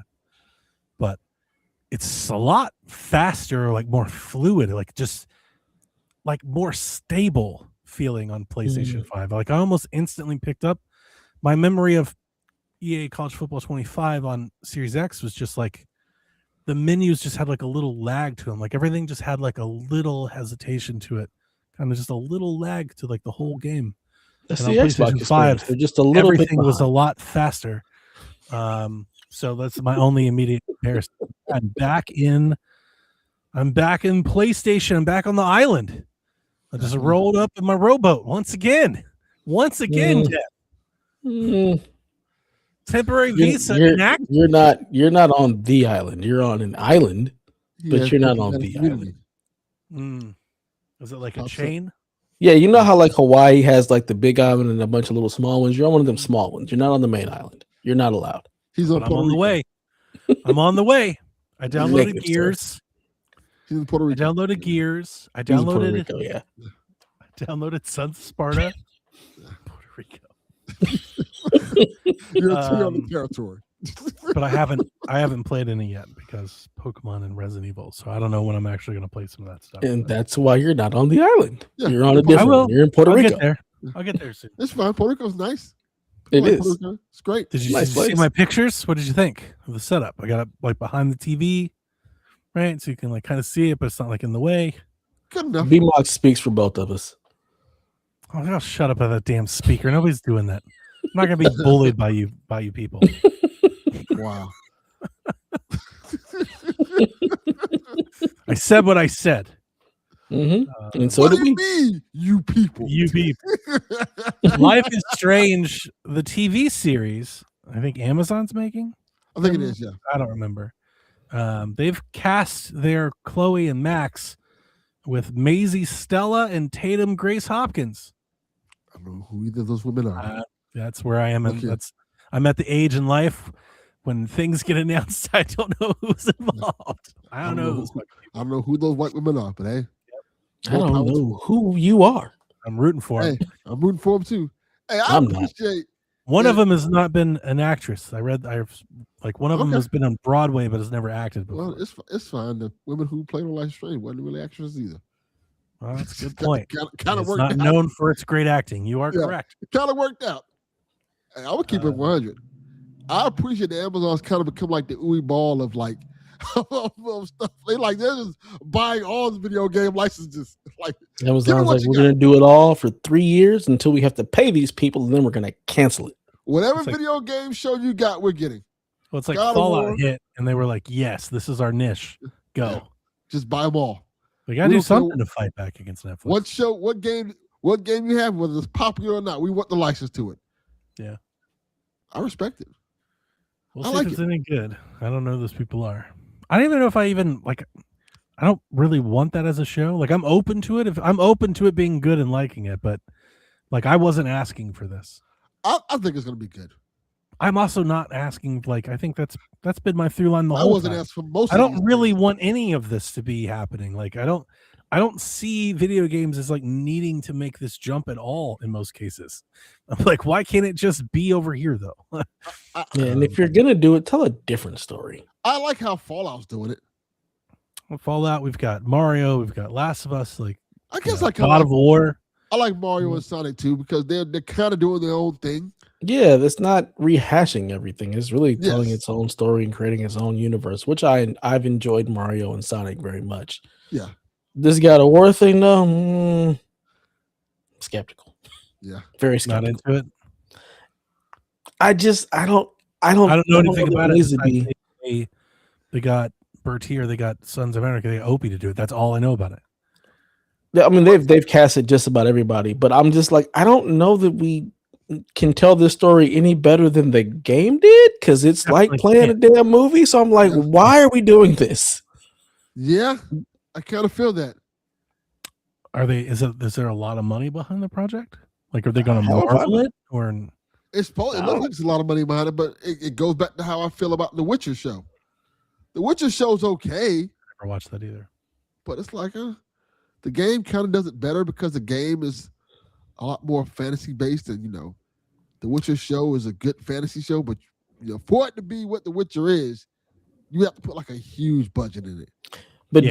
didn't the director of it also not want to do the story? Like, isn't this another one where the dude didn't play the game or read the books and decided Yeah. to make something? Correct. That never goes well. It doesn't. It's fine, but it's like They tried to reboot Nightmare on Elm Street, and the actor they got didn't want to be Freddy Krueger. So it didn't matter how good the story or anything was. The guy playing Freddy didn't want to be Freddy, so it sucked. I do remember that. It Right. was What the hell? What? Jackie Earl. What his name? I don't know him, but yeah, Jackie like Earl he's Halford. on Why record. would you cast him? You're fired. Right. So it flopped, and they're like, "Oh, I guess we can't reboot it." And it's like, "No, you can, but like the whole point of Nightmare on Elm Street is Freddy. Everything else is side characters. I've been on this soapbox for Decade of Horror a million times. Freddy Krueger, he is Nightmare on Elm Street. He is the star. It doesn't matter what you do. It doesn't matter the story. It doesn't matter the cast. All that matters is that Freddy Krueger is funny and cool and slaughters people. Yes. Great movie. That's all it takes. Based off our society today, we might need a Nightmare on Elm Street movie. It kind of resonates lately. Yeah. Mm-hmm. It is kind of ironic and funny that if you look at the history of the Freddy Krueger character, it shouldn't be funny. No, he's hilarious. That's the funny part. It should not be funny at all. I do think Robert Englund is he is the character. He's charming. He became the character. So that's hard to emulate. But could it be done? Absolutely, it can be done. I look at things, not saying it's 1-to-1, but you look at something like Irreverent and fourth wall breaking, like a Deadpool. And it's yeah, you absolutely can do this if you get somebody charismatic that's willing to send it to pull it off. Yes. You just can't just have anybody in that role. It's not, I think they think because it's a mask, because it's a costume, they treat it like a character. And it's no. Somebody it's a persona. Somebody has to become it. So let's just make Ryan Reynolds Freddy. Done. It's not like Jason. You can't just put a big dude behind the It's not a bad idea. That could work. That was my pitch. Back then when they were casting, is I was thinking him. That would work. That would. I didn't think about it till Dev just said that actually could work. You see him. You see that sort of 1000%. Yeah. You just need somebody like that would own it. Somebody would own it, like a Tim Curry. Yeah. Somebody that would walk in and be like, "Yo, this is my shit now." Then it would be great. But Tim Curry is really good. They fucked it all up. Yeah. I love Tim Curry. So we'll see. I hope I think Max would be easier to cast than Chloe. Yeah. Chloe would be the one that you have to believe the most. I think Chloe has more personality to her. She has more personality, yeah. Max is kind of a little wooden. She's likable, but she's a little wooden. Bland, a little basic. But also has to have that endearing, Max has whimsy. Yeah. Yeah, so more of that artsy thing. You got to find somebody that can do that. Fortnite returns to Android worldwide as Google and Epic have proposed a new settlement to their ongoing antitrust dispute. Spoilers, this one will be accepted. Google has agreed and will share its entire app catalog with rival app stores. They will allow alternative app stores and payment methods on Android. And as of today, they have lowered all fees for in-app purchases on the Android ecosystem. So Epic beat Google. Epic is getting everything that Epic wanted. Fortnite's already been back on Android in the States, but not around the globe. So I would expect this to get passed through. And then the ramifications of this, if it were to go to trial as precedent in other scenarios, could be far reaching. We talked about that before. Obviously, the people are going to look at Apple, and then the question goes towards other kind of walled gardens, which we talked about in the past. It's not that far of a leap to jump from an Android or an Apple to a PlayStation or a Nintendo or an Xbox. There are a lot of similar things. Now, will anybody care to do it? I don't know. But if Tim Sweeney wants to sue Nintendo to have the Epic Games Store on the Switch, that'd be great. I don't think we're going that direction at all. No. But the precedent is now, there's an argument to make now based on legal precedent. I feel like Nintendo would be like, this shit's over before they did that. Let that happen. I have always said, we've had this back when this was all the rage a couple years ago when it first started. We had these questions then on Shaq, and I've always contended that if that were to ever happen, of all the people involved, I could 100% Nintendo saying, we'll just go to a Nintendo only box. Go fuck yourself. Mm-hmm. And it would literally just be them and their own games. Yeah. And they would just start buying indies and shit. I could also see them being like, fuck the store. We're going back to physical discs. You got to buy everything now. Yeah. They have that kind of energy, I think.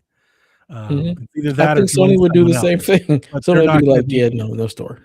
Yeah, I don't think they're going to be bullied into that. I also Mm-mm. I also don't think people would try it. I think the console model is well kind of understood. Mhm. It's such a niche compared to Android or iOS.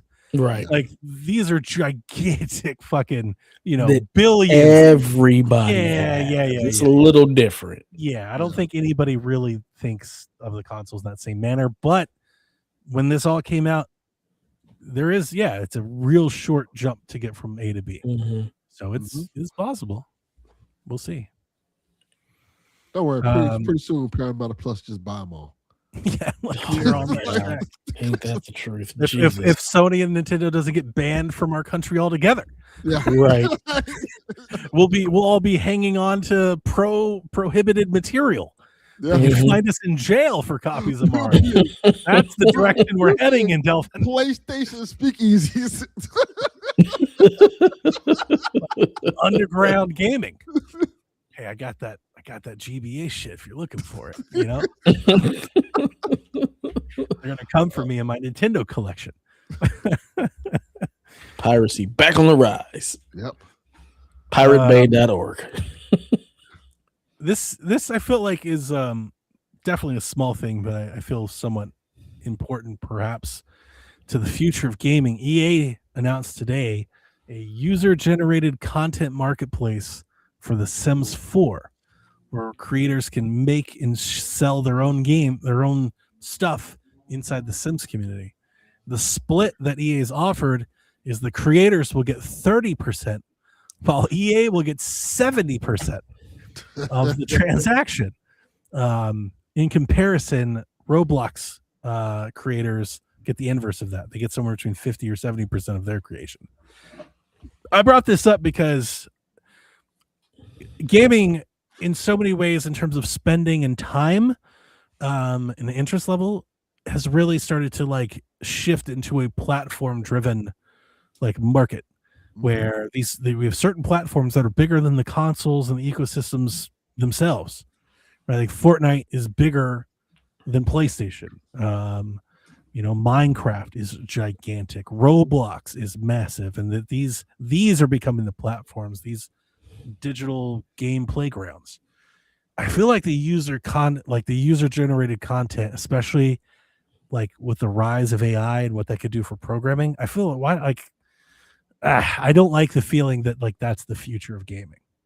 It's going to be like these platforms where you make your own game and your own stuff, and you can make your own money. It's kind of just like YouTube and podcasting. It's like commodifying the hobby. This is Jack and now it's Hudson's a side future. hustle. Yeah, it's they don't want to buy games anyway. So isn't that really it's bleak? Very bleak. I hate even thinking that, but I can't help but coming to that every time I kind of try and evaluate where we are and where it looks like we're headed. I can't wait to see what it looks like for Jack in 5 years. Is he still just I'm never buying games? What does that look like? Is it just Roblox?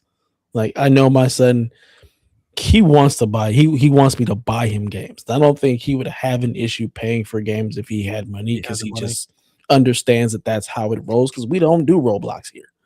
But hearing the Jack is why would I pay $70 for a game? I'm just this is really how y'all just don't want to spend money at all to buy games. It blows my mind. I don't understand it. I can do X, Y, Z and for free. With Jack in particular, he's also, he's it looks too much like the last one. Remember, we ran into that before, with Spider-Man and God of War, and they're why is the rowboat the same? And it's Jack sort of analyzing of. I don't get that. He thinks of Pokemon Za, and he sees the new Pokemon. He's yeah, it's a little bit better, but is it $70 better? I was trying to coach him out of that. Even I was your whole logic, your whole theory in this is misplaced. Mm-hmm. The difference between the two has nothing to do on the value that you're being charged. You're being the value charged because that's your ticket into the IP. You want to interact with the IP, the ticket is $70. it doesn't matter how much better or worse it is than the last one. Yeah. They're different experiences, and the ticket to ride is $70. Yeah. Like, because that's how I look at these things. Like, that's the Mhm. IP. Like, I run into on Shaq. I must feel to like a true non-Nintendo person. If they ever listen to Shaq, I must sound like the biggest Nintendo shill ever. Because that's how I look. I remember this in Delvin. He's on all these seasons. Remember when Mario versus Donkey Kong, the remake came out? Yeah. There's so many Nintendo people who are like, this game isn't. I don't even think it was even 70. I think it might have been $50. I don't even think it was 60. It was 50. And there were so many people. They're like, I can't believe you would charge $50. And I was like, it's a game that has Mario in it. I'm surprised it's not $60. Like, I don't understand the lack of wanting to pay for games. I don't get it at all. It literally blows my mind. I understand when people can't. Like that, Yeah, I understand. But I can understand that. Can't and won't are two completely different things. 100%. And to not want to spend money on the experience, knowing how much money it takes to create games, how much time it takes to create games, to not want to spend the money for the experience completely blows my mind. Are you that entitled to think that it shouldn't cost anything? I don't even that think these people's time isn't worth that? I don't think it's entitled. I think it's conditioned. The world they grew up in, games are free. Their iPad games are free. They watch ads. My son he'll watch or play a game and watch an ad like it's nothing. He's like, yeah, I just got to do this and move on. Like it's second nature. That's what he knows. He really looks at like gaming, how I experience it, and the games I play like old man shit. Like me liking The Last of Us. Like that's some old person stuff. Like Uncharted. Like this is how like liking games with depth or anything to them is old man stuff. Like Tomb Raider. Correct. Like when I play Tomb Raider, he's like, oh man. Oh, the kids are doomed. And like when there was a new one, he was like, why are they bringing that back? Like it's very different. These kids have no depth. They have no soul. I'm sorry. It's very different. Oh my God. I very much enjoy like prodding. I love prodding that opinion and that space. And like what I feel like I don't know if it's either like below the surface or just like right there on the nose, but I feel like I'm arming him with like thought bits to take back to his group and his friends when they discuss these things, because I could tell like sometimes it feels so it's like such an unmatured position that he has. Like he has a thought, but he doesn't have a whole lot of reasons to believe it beyond I have this opinion. But once you start trying to like support it and compare it, just same stuff I do to you guys. Like, I don't like that. Like, but did you like this one? Did you like that? And I just start like, you see me. Everyone's listening to me. I start poking and prodding. And I feel like I'm just trying to give him different perspective and round that opinion out without trying to make it for him. Right. Like I'm not trying to fight him on it. Like in recent weeks, it was the Pokemon Fire Red. This is the next one. Like I feel like that's all I've done in Nintendo Land for like a year is argue what things should cost. Because every time something's announced, nobody wants to buy it. It's never worth it. Pokemon was the recent one. Everyone was furious that Pokemon was $20.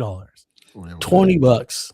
And that is nothing. The way I bought that, like it was so fat. The way I didn't even blink at buying Fire Red or Leaf Green like that.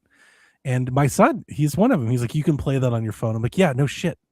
And that's what I did a whole bit about this on Shaq. But for our listeners that don't listen to Shaq, like I'm to the point now where I'm just going to say like things are worth whatever anybody wants to pay for them. Because I'm tired. I'm like just kind of tired of arguing about it, But what I said on Shaq was like, yeah, we know you can play it on your phone. Nobody gives a shit. Hell wants to play it on because I don't want to play it on my phone.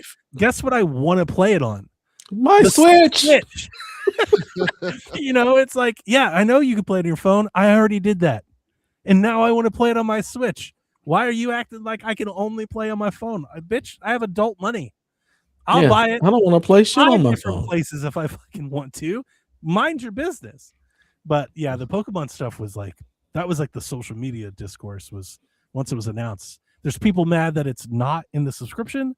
And then there's other people mad that it's $20. And yeah, I'm $20 seems like such a just price It Yeah. because does. Nintendo could have easily been like 50. Well, the per. funny part was, like 10 or 12 years ago on 3DS, the original Pokemon came out on 3DS, and they were $10. So there were a lot of people being like, "Yeah, but on 3DS they were $10." It's like, yeah, and adjusted for inflation, if This you is adjust cheaper for than that. inflation, yeah, I was like, I actually suddenly feel like I'm getting a deal. Like suddenly 20 feels maybe like it's not God. enough. The kids are doomed. And I told this to Sean last time we were talking. I don't know if it's on Sweet Hangs or after, but I don't know when this happened, but suddenly I feel like my opinions and our shows and I feel like the old man in the room. I'm getting questions and stuff where I'm explaining to things how it used to be and like addressing, and it's like, what happened? And time happened, I guess. You just catch on. I don't know if we are that way, but I feel like we are. I feel like the voices in the space are like younger. And It's always so interesting to me because I would just imagine that we're speaking to more people who think like us, but it's Us. apparently just kids, and it's not. Our Discord, it's so many bizarre. people are younger than us. It's so bizarre. Yeah, Like, I'm used to being the older guy, but not by this much. it's like we trend down, whereas I wonder if others trend up. It's like them and maybe people older than them, but I really do. I feel like our little bubble trends down a bit. And Yeah. obviously I have my own kids' influence and stuff into that too. So there might be like the parenting thing, but yeah. My kids, it's gonna cost. They know, so we're not too worried about it over here. Yeah. And Jack wants to totally. He wants to buy. I forget what it was. Some other game. He was like, "Yeah, we should get that." I was like, "Oh, you want to pay $70 for that, though?" Like, so I just keep bringing it up around and just kind of poking, prodding around, and then just really trying to make him challenge him on that. Because I don't like that he thinks like that. But at the same time, I know if I just try to tell him not to, that won't help. Like, that'll make it worse. So it's just like, how can I just make him think constructively about this for a little bit? Like, take a moment. Yeah. My kids know that the stuff costs money, so they always ask, are we gonna get it? But they know that it's not free. And they don't have tablets or anything like that where they can just watch an ad and play something. So they know that everything has a cost associated with it. So you're getting it for your birthday, you're getting it for Christmas, one of those type of things. He knows that Or too. dad shows up with the game and He knows that too, but he doesn't have to. I think that's the difference. That was the funny part. So when I'm saying I'm challenging him and stuff, he's like, can't believe it's $70. I'm like, he's like, it's not worth $70. My response to him wasn't that he's wrong. My response to him was, how would you know what something is worth $70? Yeah, you ain't bought nothing, boy. And he was like, huh? I was like, you've never bought anything for $70. How would you know? How would you know? Right. What grounds are you making this claim upon? And so I like trying to make him think like that. It's like, don't just parrot whatever you saw, or like, make your own opinion. And maybe he did, right? Maybe he did. I don't know, but it seems like he just picked up something cool to say. It was like kind of how I read it, Interesting. So we'll see. Oh yeah, these stories. I forgot about these. That's funny. This is all the talk this week, apparently, is this started to come out last week when Jason Schreier and several other people started talking about PlayStation seemingly not supporting PC as much as before. And then today, we got the actual official report from Bloomberg, where we have reports on the matter that says that PlayStation is no longer putting its single-player games on PC, reporting that Ghost of Yotei was in development for PC, and that project has now been axed. They also said that Saros would not come to PC at all, but their multiplayer stuff, like Marathon, of course, will, and I guess their second-party stuff, like Stellar Blade and Kenna and that stuff. What was the one? Death Stranding 2? Like, that stuff will come to PC. Marvel Tokon. But their first-party, single-player only games will stop coming to PC. I respect This has been talked about for 7 to 14 days. I feel like ad nauseum. Yes, Mhm. very much And so.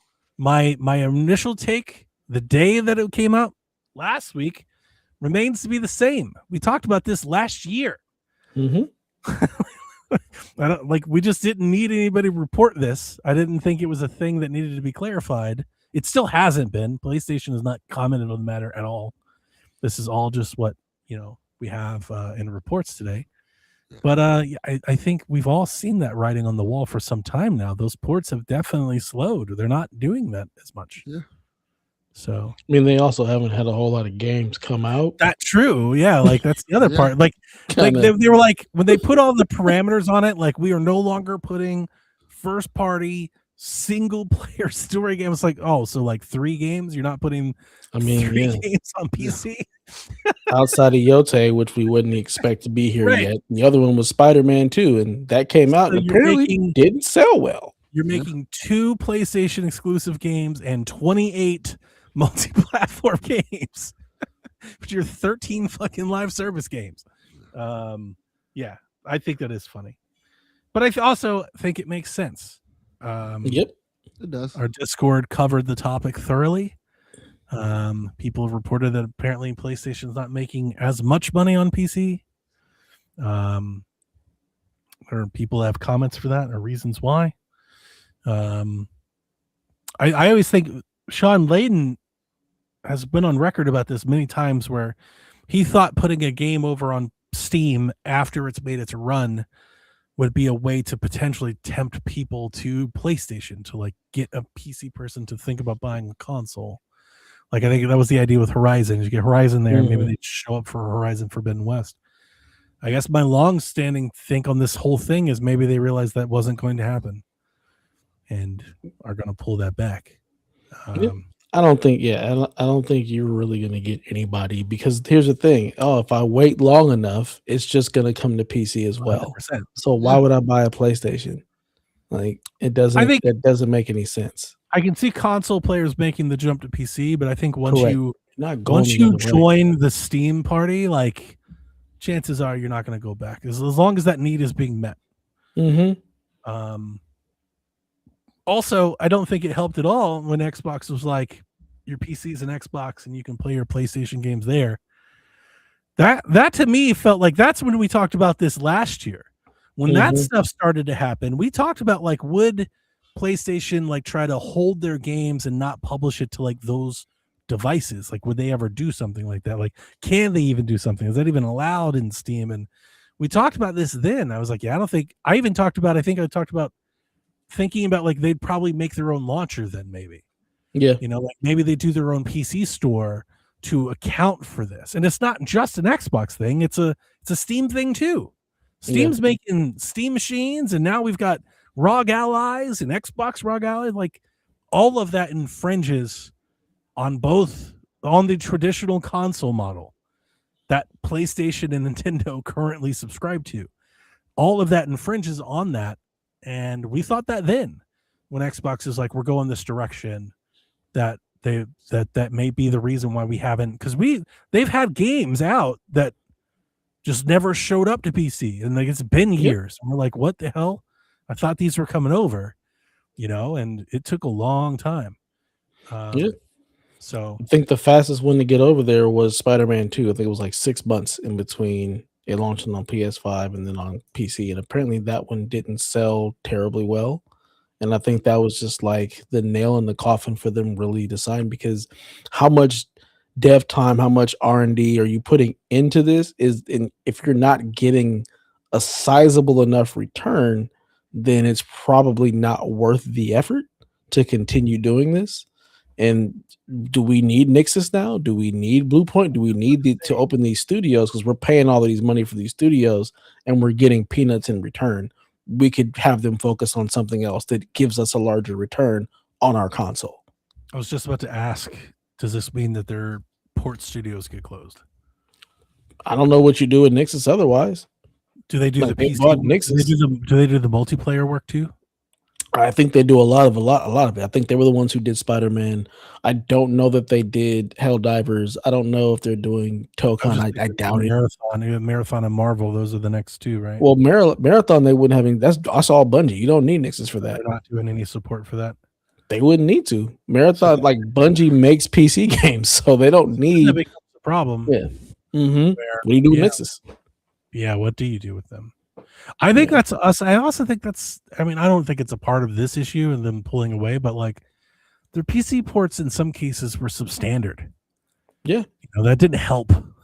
Yeah, like I wasn't all that enthused. Like I thought I was gonna get Ragnarok, and we have it. And, right. And I know we do, but like even before all that, like I was like, I'll wait for it to become to PC, and then by the time it came, and then like I wasn't like I have to buy every PlayStation game day one on PC, right? Because often I realized it's not Naughty Dog, it's not Gorilla, it's Iron Galaxy, it's Nixus, and it comes like Last of Us was burning, man. Yeah, shit was kind of jank for a bit. I was like, I don't want to play this. And that's the other problem. And that's where I get into like the amount of effort that it takes to get these games on the PC. Like you're looking at the time just to get the port running, then you're looking at all of the support and time after it's on the PC to fix the issues. Like how much are you really getting back from that? It's interesting because Shu was a big, like they really supported the Steam Deck thing for a minute, like they were really in on that. But I get it. I mean, it's all the same things I've said about Xbox. Yeah. like, and I think if you do the day and date thing, then you end up being just like Xbox. It's like, why do I need a PlayStation? If it's going to come day and date, I'm just going to go to PC. 100%. You don't want to open Pandora's box.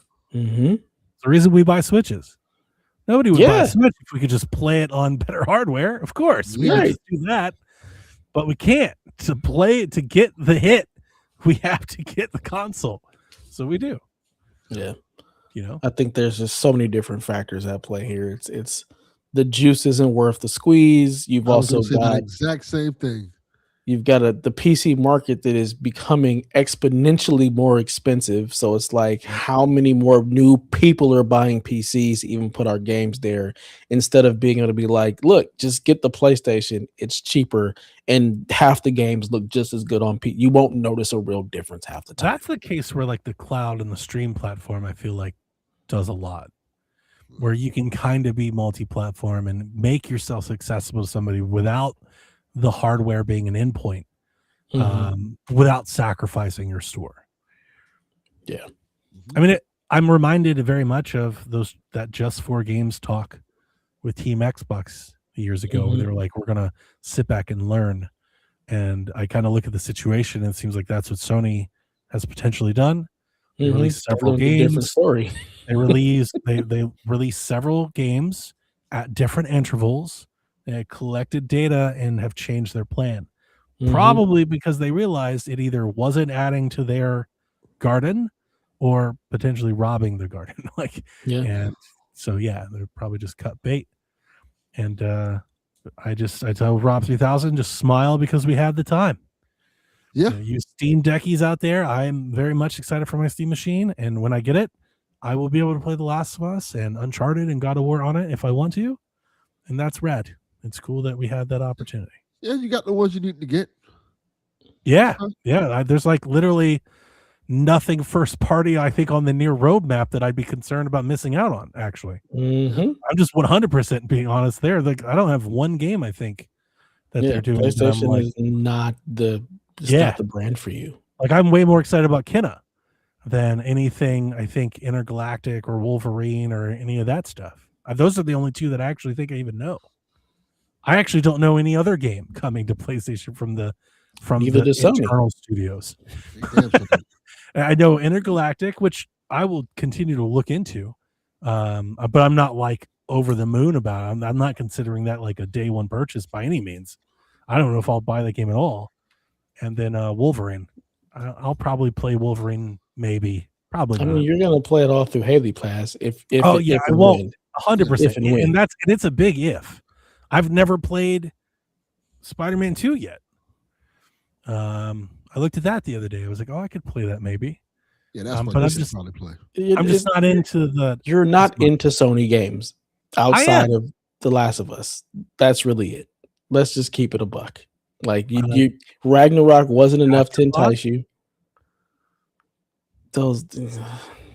We're talking big third party action adventure. The God of War trilogy. I'd probably do that for sure. Yeah, I don't even count that because it's the same shit. We've already been there. This is just a prettier version of that. I don't consider that like a new Sony IP. Like I don't think that you're into the big third party action adventure Sony IP stuff that it's kind of like their bread and butter. I think you like the extras, the little things. I'd be day one on Horizon 3. I'm shocked to hear that. I love Forbidden West. Did you like the ending? Yeah. Okay. I do too. I'm excited for that. I love Forbidden West was a big jump for me. Like I liked not loved Horizon 1. Wanted to love it, but didn't quite get there. The Horizon 2 was phenomenal. No, I love that game. I was like, oh, this is you don't remember?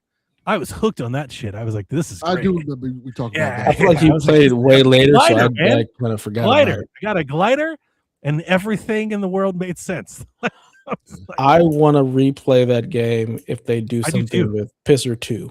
I want to see how pretty it looks on Pro. Yeah, I just want to replay it again. Let it piss everywhere. Let's go back. I thought about it. Skeet. That Pisser's pretty impressive. Oh, I know. Maybe I should have got the Pro. Yeah. That's okay. Nah, piss on Resident Evil. Get pissed. You need the R. Kelly, yeah.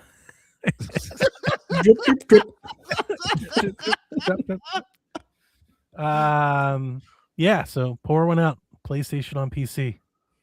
Steam fans get it while the getting's good. Bandai is unveiling a new RPG on Friday. The only reason I bring it up is they haven't released anything. A premiere kind of leaked a bit of the trailer, so people have screenshots of what it looks like, and it appears to be kind of Zelda-y. Like it's Zelda-ish. At least there's shields and shit. It's Zelda-ish. I don't think it's anything like that. It's probably a Tales game or something. But it's fun to speculate about. Definitely gives off that Fable-y kind of vibe. We'll see what they have in store. That'd be great. Did you believe this, Garrett Bland? Like if it wasn't Dev cooking him this week, it was me. He was I said the same thing you did. I said, "Are you fucking mind?" I said, "This don't make no sense. Why the hell would Bandai be making a Zelda RPG?" I said, "What are you talking about?" And if they were, we wouldn't find out from a leaked trailer on Bandai Namco's trailer on their YouTube channel. Yeah, on their channel, absolutely not. Like this makes no sense. Nintendo would never let it get that far. How did they load it to their channel to begin with? Who are these guys? Yeah, we're the lawyers. Now, I would love for them to be right. That would be crazy. What a prediction! But I thought that was so out of pocket. I was like, you are on something. That is not even remotely close to being possible. Get that good Bay Area stuff. Mm-hmm. But Xbox owns Call of Duty and Gears is on PlayStation. We're in a different. This is a whole new universe. Weird times. Yeah, it's a weird timeline, guys. I downloaded Gears to the PlayStation. I want to play it. Did you feel dirty when you did it? It feels weird. It does. I'm like, oh, this is weird. I got the theme and everything. It's playing the Gears music. I'm like, oh, this is. I like sit Sean a picture. This is weird. It just feels playing with the PlayStation controller and everything. The controllers never really bother me. I'm not. Well, it's just the button prompt seeing square and X and triangle. Oh yeah, I didn't even think about that. Yeah, it's like press X, press cross, press R1 for active reload. Yeah, not RB or whatever the hell it's called. RB, right bumper. Crazy time. Oh yeah. Like my Last of Us plates. We're back, Dev. I fucking hate those things. Sticker bomb PS5. Ugh. Back in the game. Why do you hate them? I don't like them. I don't like sticker bomb shit at all. It just looks tacky. Like I'm not a fan. I know that's what you're going for. Yeah, that's the charm. I just don't like it. I get it. To be fair, Delvin, he's never liked it. He hated it the day I did it. I was like, I'm going to sticker bomb the PS5. He's like, that's a terrible idea. I was like, I'm going to do it even harder. I appreciate that. Stand on business. That's what he does. sticker bombed You don't listen to me. I don't listen to anybody. I don't listen to fucking B-Box tell me where to put my speaker. Fuck off. That's why we threw your key in the ocean. Okay? Fuck off. We're not doing that. I'm not being bullied by you people. But yeah, we sticker bombed like 7 or 8 things. None of them I've liked as much as that. I do love those plates. I think they just came out like I just think it looks good. Like I think it looks Last of Us, like it looks great. I've done Chromebooks and like it's never been that good. I've never liked one as much. So, God, I hate it. I hate it so much. Here comes I hate when people sticker bomb laptops. It drives me nuts. I'm like, ugh, it's gross. Just leave your brushed aluminum the way it is. Yeah, nice, or get a plain. Stop it. Get a case. Get a full sticker. Get a full skin. Not this bunch of sticker nonsense. Full skin of a sticker bomb. You're failing. You're failing hard. But it's one sticker though. But it's not. You know, you're lying to yourself.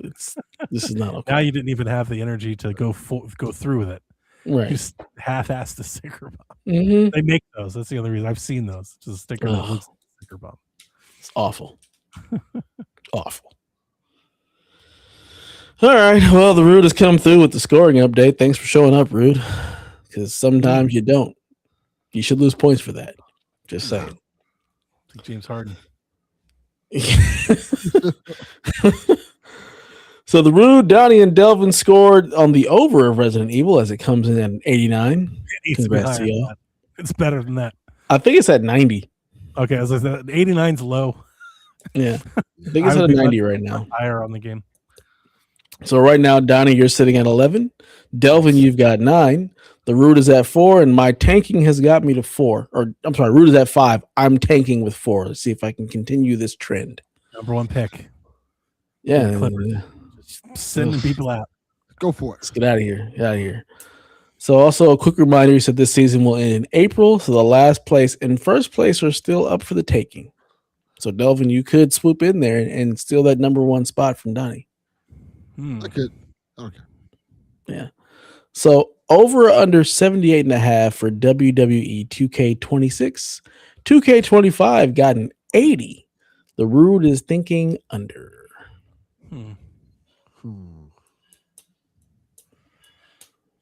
Delvin's going to take the under. Like, I'm interested to match just to not lose the point. I don't even know why I think it's going to be higher than that, though. I don't think it has any buzz for it, and it's coming out in a really heavy time, but I was thinking that same thing. The games are pretty good, though. Yeah. But let me ask you this. Would they rate it lower if it's just more of the same? That's the worry. I'm wondering if it's just like the same possible game they have last year, but just do they more have characters. like worse monetization? That stuff's been getting It's kind 2K. of It can definitely get worse monetization. I'll take the under because I'm too scared to take the over. I'm taking the over. I want tank to, is in. but I think the risk is high. You know what? What the heck? I'll take the over. I am taking the over as well. I hope I'm here wrong. by myself. Over under 77.5 for Starship Troopers, the Ultimate Bug War. Rude Days is going with the over. I 100% think it's going to be under. Like, I like it, but I don't know if it's like good. I just know I really like it. So, but my heart It's a won't suit of allow me to 6. do it. My heart will not allow I me think it's going to be a suit of 6. to pick low. So I'm going high. It's going to be better than that. People are going to get the comedy. They're going to understand the cheesiness, the low budget. They're going to get it. These people? Yeah, you're right. These fucking people. These people. Listen, then I'm going to fall on this point. I'm going to fall on this point and die on this hill. God damn it, people. The Starship Troopers game is good. Okay? Don't listen to what these fuckers tell you. Get off Metacritic and play the fucking demo. Just play it. It's a good game. I'm going with the over. That's a good line. That's a really good line. So I think it's like I think it's like either like an 83 or like a 65. I think it might be like a 78 Really? or 75. Okay. So what are you taking? I don't know. That's the hard part. I'm gonna go. I'll go to under. I'm taking the over because there's no way in hell these people who are rating games think this thing is good because they're stupid. It's so good. It's like old Halo. Or like Medal of Honor. And I feel You like get these that people are going to big be map. like, old Halo was old. This game is You got the icons, you got the waypoint, but there's multiple of them. You can go any direction you want. And while you're going around, shit's just happening. Bugs are coming up out of the ground. They come out of the ocean. Big bugs come out. You got to get like nukes and shit. Like, it's just fun. Yeah. It's everything. When I watched the movie, it's everything I wanted a video game to be. You're going to have half the critics that are going to see that, appreciate it, and know what that is and give it a 9. And you're going to have the other half that are going to be like, this just, it feels old and dated. It's not good. And they're going to give it a 5, and it's going to fall like right in the middle of the 7. I'm so worried that I'm going to read like a headline of a review, and they're going to be like, but why does it look like an N64? And like, I want to scissor kick someone in the fucking face. It's going to make me so mad. That's exactly what's going to happen. I know. Like you see it, it's like, you guys don't get it, or someone's gonna hate on the full motion cutscenes, the live action cutscenes, because they're terrible, and it's like that's the fucking. That's the point. That is the point. Yeah. This is wholly on purpose. You're not refined enough to understand and appreciate art. This just happened to me like 2 weeks ago in Shaq. I was reading the news story about, and I was like, I'm playing the demo. It's great. And I was like, Rebecca, it's like Starship Troopers. And she was like, what's that? Yeah. That is what she said. Yeah, 100%. I know. I was there. I was there. Oh, were you? Okay. Yeah. It's like, is that like a Star Wars thing? I was oh no. Yeah. Dev's a Shackless. Red Fox. I pop in every now and again if I'm awake and I see the pop-up saying you guys have gone live. Yeah. She's part of the Shaq community. No, I'm not really a part of the Shaq community. I hope Ocho gets it and has a great time. It's a big Ocho approved. Yeah. You and Josh will be in there enjoying it for sure. It's so good. Now here's the questionable one. Over or under 84.5 for Crimson Desert. The Rude thing's over. Damn. This game, look, it looks it could be what it aims to be. Like, this one is really shooting high. Is this year's Claire Obscura? I think that's what very possibly so. The way people are talking about this game sounds like this is gonna be that Claire Obscura. The game they're gonna be like glazing like crazy. Oh, it's so amazing! Look at this. Where did the term glaze come from? Why did that become a thing? It just sounds terrible. That's why. Because this generation makes to make you I hate this generation slang. It's terrible. Just like glizzies. Fucking capping and glazing. Like, just y'all sound dumb. Glizzies. Well. Yeah. We actually have verifiable proof now that they are dumber than us. Right. This is true. It has been proven. All their questions and I'm going under because I'm tanking. So I'm taking the under. I hope that everyone that you tank gets right.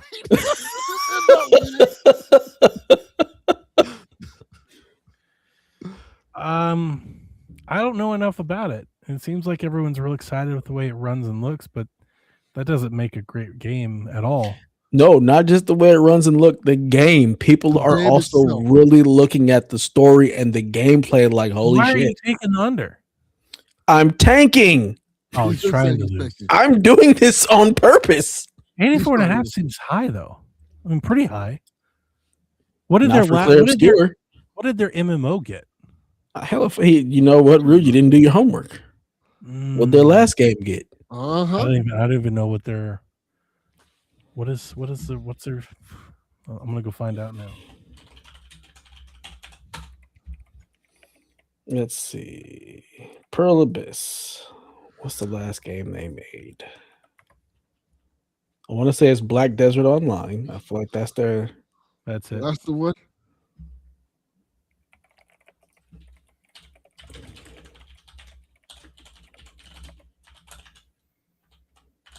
$71. The Metacritic said a 73. Open Critic. This is the first one. This is the first one that popped up. Well, we use that. We use Metacritic here. We don't use Yeah, the this Open is the Critic. first one that popped up. I was just trying to get a range. I want to take the under. Okay. This could be the final blow. This could be the championship shot here. I got a lead. I got the lead. Fuck it. I'm gonna try to throw that dagger. We're not playing defense. We're not playing prevent. We're trying to score. I like it. I Give me respect the under. All right. There's Mamba mentality over here. Kyrie wasn't running out the clock. Feel like this was probably Step on the neck. Keep going. This going to decide the season. I like it. Yeah.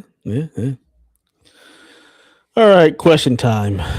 The Rude, who should be banned from asking questions at this point. You're fired, sir. Wow. He says, if PlayStation single-player games were day one on PC, would they sell better than they do than the former 6 to 8 month port strategy? 100%. Sell better on PC? Yes. They would sell better. They would just sell better. You would sell more. I think a lot of the games lost their enthusiasm by the time they made it to PC. Some of these games came out like 2 or 3 years later. Mm-hmm. You know? I think initially they would sell better, but based off the way they came out, like a lot of these games came out. That's also a good point. Yeah. People would be like, nah, we'll wait. I honestly think they'd sell about the same. I don't think they would really sell that much better. I think they'd sell about the same because the same people that are buying them then would probably buy them now. You're probably right. That is also true. Yeah. Now, but the obvious part is that they would give up a reason to buy their hardware, which is why they're not doing it. That's why they didn't do it in the first place. Correct. It is what Xbox did. We all said what would happen, and that's exactly what happened. Yeah.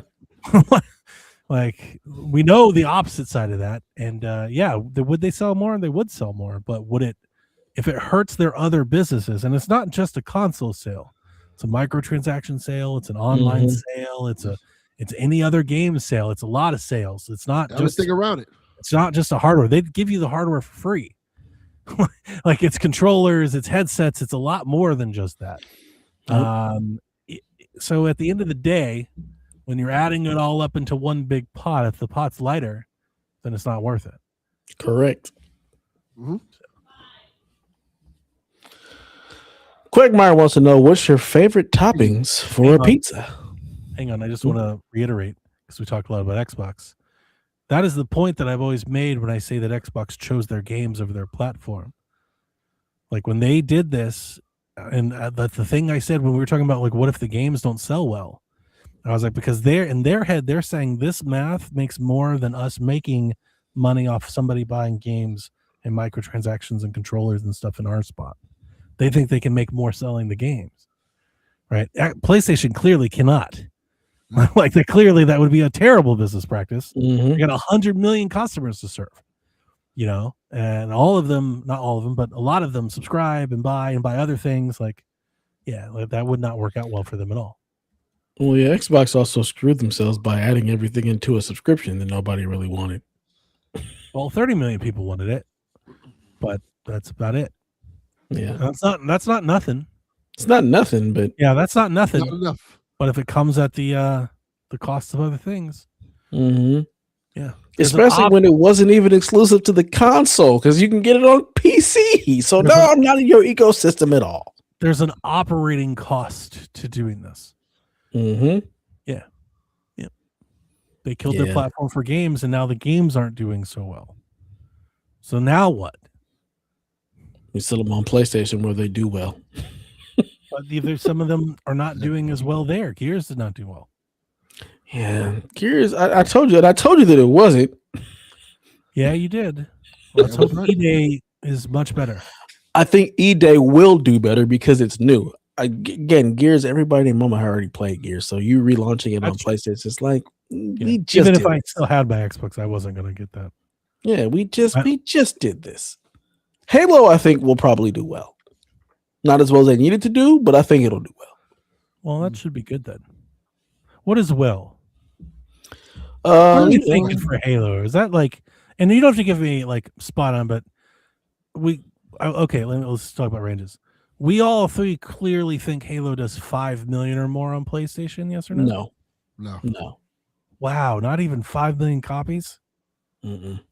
Halo can't do like Kirby numbers. I don't think so. We can't get Kirby Air Riders? No. I don't think so. God, unfortunately. damn, the Chief is in bad shape. I think if it had multiplayer, maybe, but since there's no multiplayer, it's just a campaign and some co-op There's campaign. 100 million of these people out here. They already have it. They've left. Like, So okay, it looks prettier. Here's the crazy thing, because my thought was I'd ask 5 and we'd all say yes, and then I'd ask 10, and then we'd have a discussion on whether or not Halo could reach 10. I was thinking 2. Yeah, I was thinking like 3. I should have way lower. Wow. See, that's not good. You've given up. See, so this is the point I was making. I know I keep doing this, and I'm sorry. But rewind this tape to then. This is the point I was making then. Is that this doesn't work if those games don't sell, because you need to outsell your 30% cut, your accessories, your on live, your Game Pass. Like, that's what you're giving up to sell games to everywhere. That was the cost. And I was like, clearly they think Gears and Halo, these are big brands, they'll sell more. If they're only selling 3 million copies of Halo, they are in dire trouble. Like, that's, I think the problem is it's also old ass Halo. Like, that's also like it's we already had the Master Chief Collection. This game has been played to death all over the place. You're not giving the multiplayer, which really is like what drives the consistent Halo play. I just don't think that, I think you're going to have some people who are going to be nostalgic for that, who haven't played Halo in a long time, that'll do it. But I just don't know how large that pot is. Resident Evil 4 remake sold over 10 million copies. Yeah. I was thinking Halo could do something like that. Yeah. Y'all are like, not even 5. I don't think so. I honestly, I don't. I think Resident Evil, I think that has a different audience, a larger audience. I think a lot of the large Halo audience is the multiplayer. Like, I hear about the campaign from Twos and Fuse, but I hear more about the multiplayer. Yeah, no, you're right. I get anything else. And you can play online co-op. So I don't hear anybody ever talk about the damn co-op. I hear about the multiplayer. I get it. Yeah, I'm not like shocked in like disagreement. I'm just like, I feel like I had Halo. I had thought so much more of Halo. Like, it's almost just kind of like correcting, I guess, the pedestal that I've put Halo on for so long. And you know me, I'm not a Halo guy, right? But I feel like coming from Xbox Land, so many people were Halo. Like, they were all there for Halo. They didn't give a fuck about anything else. They never give a shit about Fable. Most of them give a shit about Forza. Like, literally, Halo was the face that ran the place. Yeah. For all of that just to disappear and not go anywhere. Like, I assumed it's somewhere in PlayStation land, and when this game shows up, they'll all buy it. And you're like, 2 million people are going to buy it. Like, if that's true. But all of those players and that Halo, that excitement is really based more in the multiplayer than anything. And the last Halo multiplayer died. Like, it died. This is a new Halo.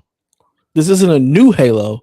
It's the same Halo with the prettier coat of paint without the multiplayer that really is what drove Halo. Yeah, it kind of feels like when WWF bought WCW and WCW just showed up in the locker room like, all right, glad y'all here. Where's the big guys?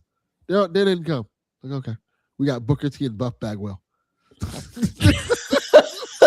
Big Papa Pump.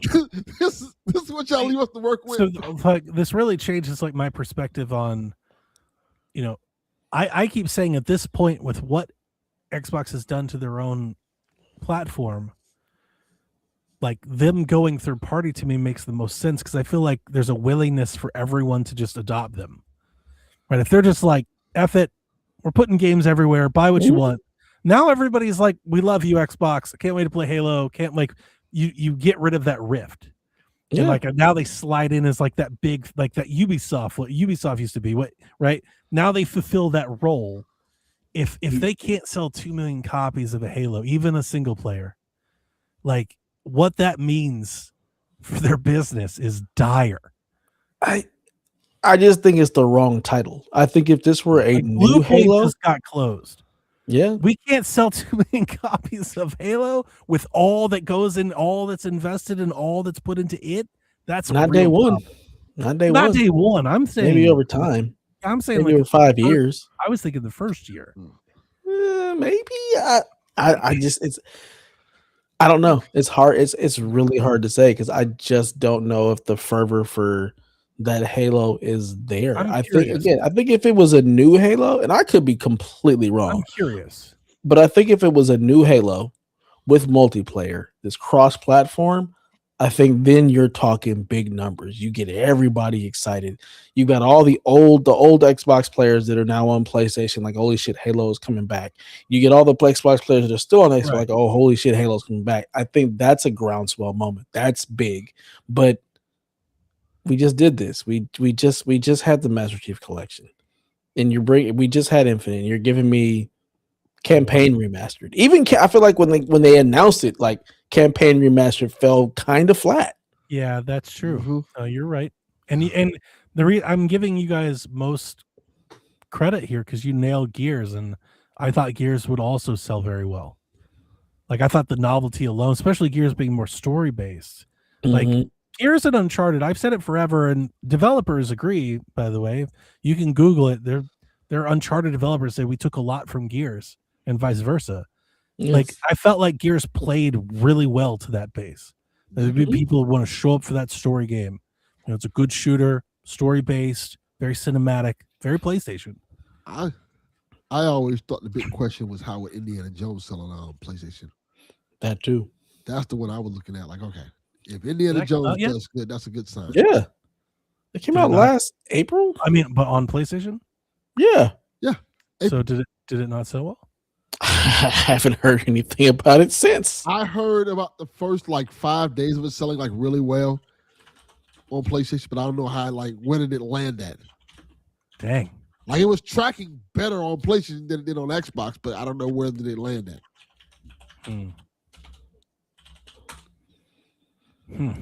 Man, brutal. It sold 117,000 copies on PlayStation 5 in its first 6 days of release, which was 28% faster than the Steam version did. But that's just like the first 6 days. It sold faster on PlayStation than it did on Steam and First Xbox. week. Okay. Yeah. That's not nothing. See, that's not nothing. See, that's what I was thinking. Like it did something. And they do have successes. I think Sea of Thieves did very well. Forza dominating, like Forza's killing it on PlayStation. Yeah. Mm-hmm. So like you get both, but it's not even what it means for like because I do think it means a lot for Xbox. If Halo can't do numbers, I'm not saying this one. Like if they're commit to this multi-platform thing and they can't get Halo doing numbers on PlayStation, like big numbers, that's going to come at a significant cost to that studio. Yeah. Like because they pour a shit ton of money into it, tons of resources. I agree. And Campaign Evolved is coming to everything, yeah? Not just PlayStation, right? PlayStation. It's only coming to PlayStation? I think it's on Steam. Yeah, everything that they do is on Steam. Yeah. I just want to make sure it's coming to everything. It's not on Switch. Well, I thought you were asking. Nothing's on Switch. We know it's not going to Switch. Resident Evil is. Yeah. Capcom is going to put their shit everywhere.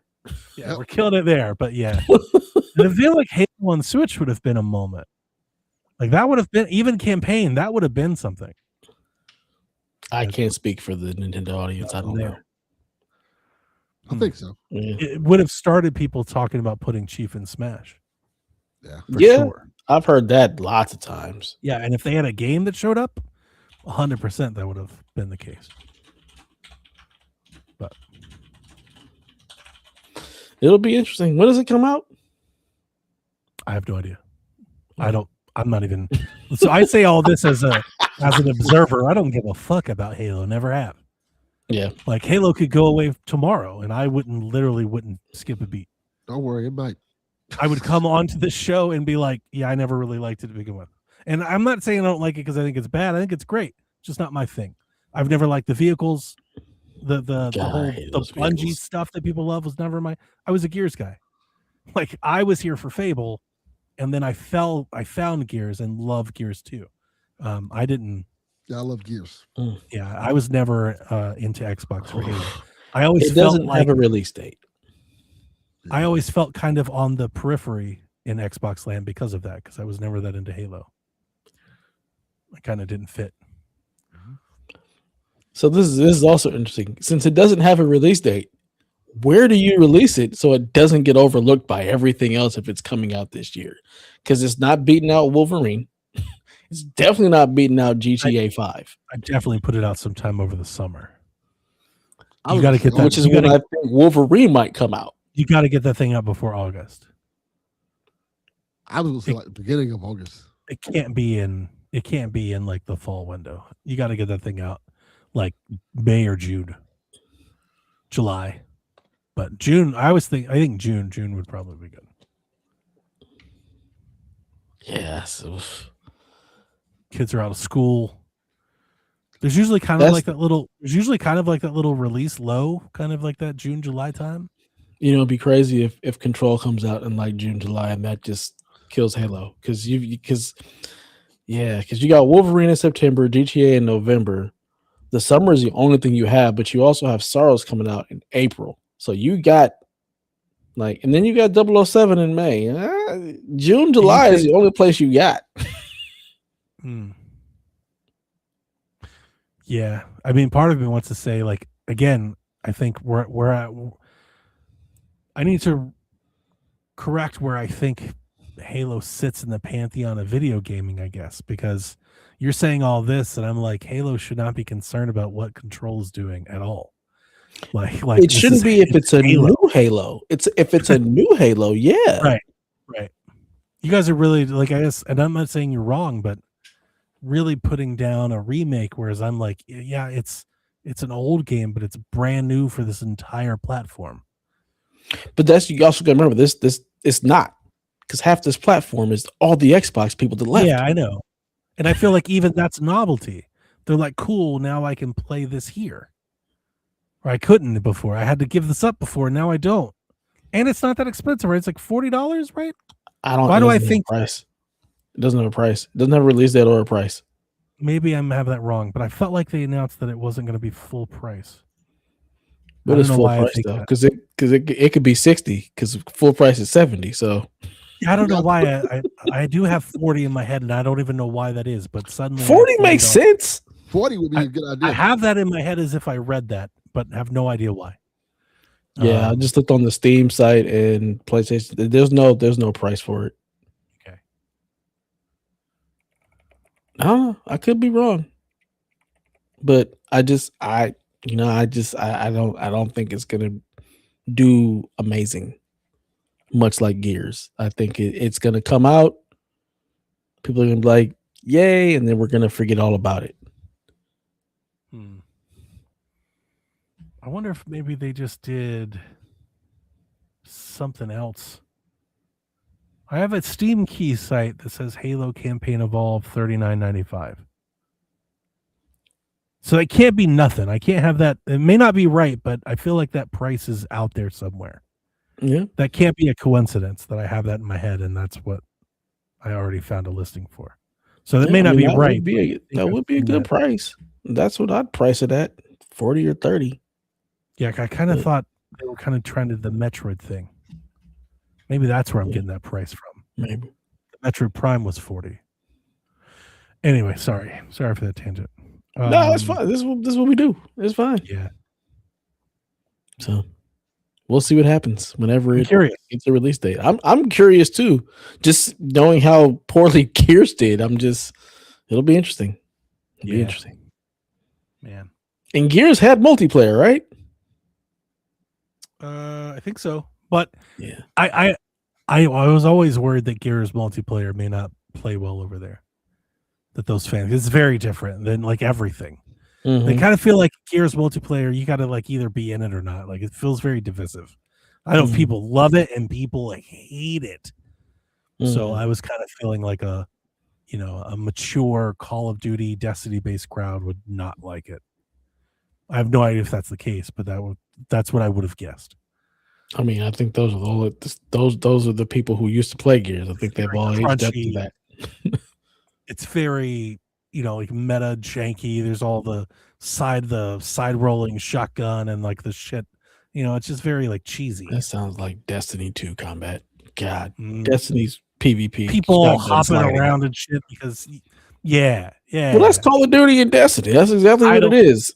I don't like Gears multiplayer. Like, I'll play Horde with folks, love that, but I'm not doing multiplayer. I'm not a multiplayer guy either. I can't stand it. That shit drives me nuts. Like, your story, the campaign is stellar. Very PlayStation shit. I've always wanted to play it. I tried, and I was like, I do not like this control. I can't keep going. I could see that. It's like, oh. I know a lot of people, they hate that tunnel vision when you run. And I try. Yeah, I think I turned that off. That low camera, like, plotting. Yeah, I've heard that a lot over the years. I get it. It's not for everybody. It wasn't even so much that. It was just like the movement and the gunplay. Like, I just couldn't wrap my brain around the fun in it. And I couldn't do it anymore. I'm going to play it on PS5. Once I get in a little window, I'm going to replay it just to see what it's like. But E-Day, I'm excited for it. That looks cool. Yeah. That's the one. So Quagmire wants to know, Delvin, what's your favorite pizza topping? Sausage. Whoa. Pause. Pizza man.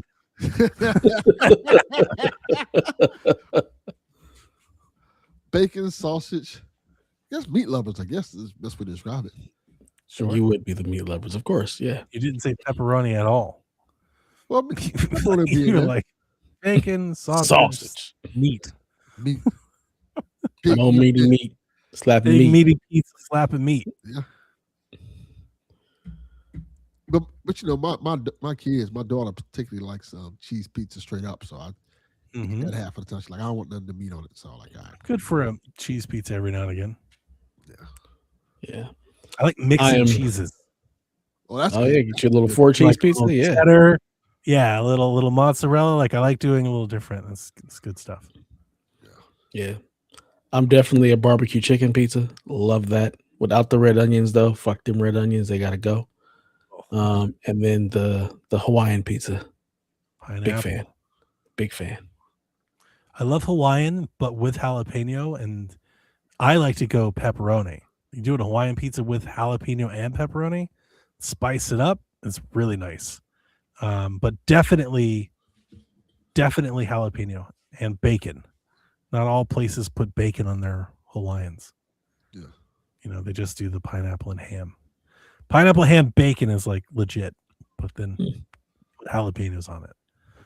Very good. I was the general manager for Domino's in high school. So I've made a lot of pizza. I've tried a lot of different pizza. I think I ate exclusively pizza for like 2 years. My favorite pizza, I like a classic. I like a pepperoni mushroom green pepper. I like the Hawaiian, as you mentioned. I like a buffalo chicken pizza too. A little Alfredo sauce, a buffalo sauce, a little chicken, bacon. That's good stuff. Okay. Man, it's put bacon on everything. Bacon up that pizza, boy. That's right. Bacon, yeah, like the salt goes a long way for both the buffalo sauce and the Hawaiian, the pineapple sweet. I do not like buffalo sauce.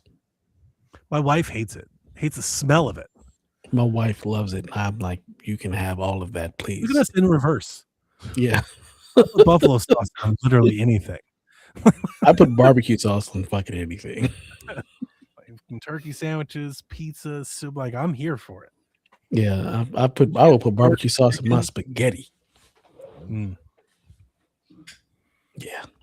it's probably pretty good, actually. It is. It's quite delicious. That checks out. I did that once with my kids, and they were like, "What is wrong with you?" I was like, "Try it." Yeah. Oh, especially if you bake it. If you could get that barbecue little char on the corner, that sounds legit, though. Might be good. Yeah, that's pretty good. TPR says, "What's your favorite remake of a video game?" He's got to go with Shadow of the Colossus. That's one I want to replay now that I have PlayStation again. That is one that I'm interested in. I That's love a that good game one. back in That's the a day. good one to replay. I've never played it. Interesting Let's- game. All those that Dev's games are. I have an answer. Final Fantasy VII Remake. Mhm. That's also mine. That's the one. Honorable mention to Resident Evil 2. I haven't played very many remakes. Like I think Final Fantasy VII is probably the only remake that I've actually played, like full remake. Final Fantasy VII Remake is so good, you don't have to play the other one. I just want to like see maybe Yeah. a couple options of what's It out. might be too good.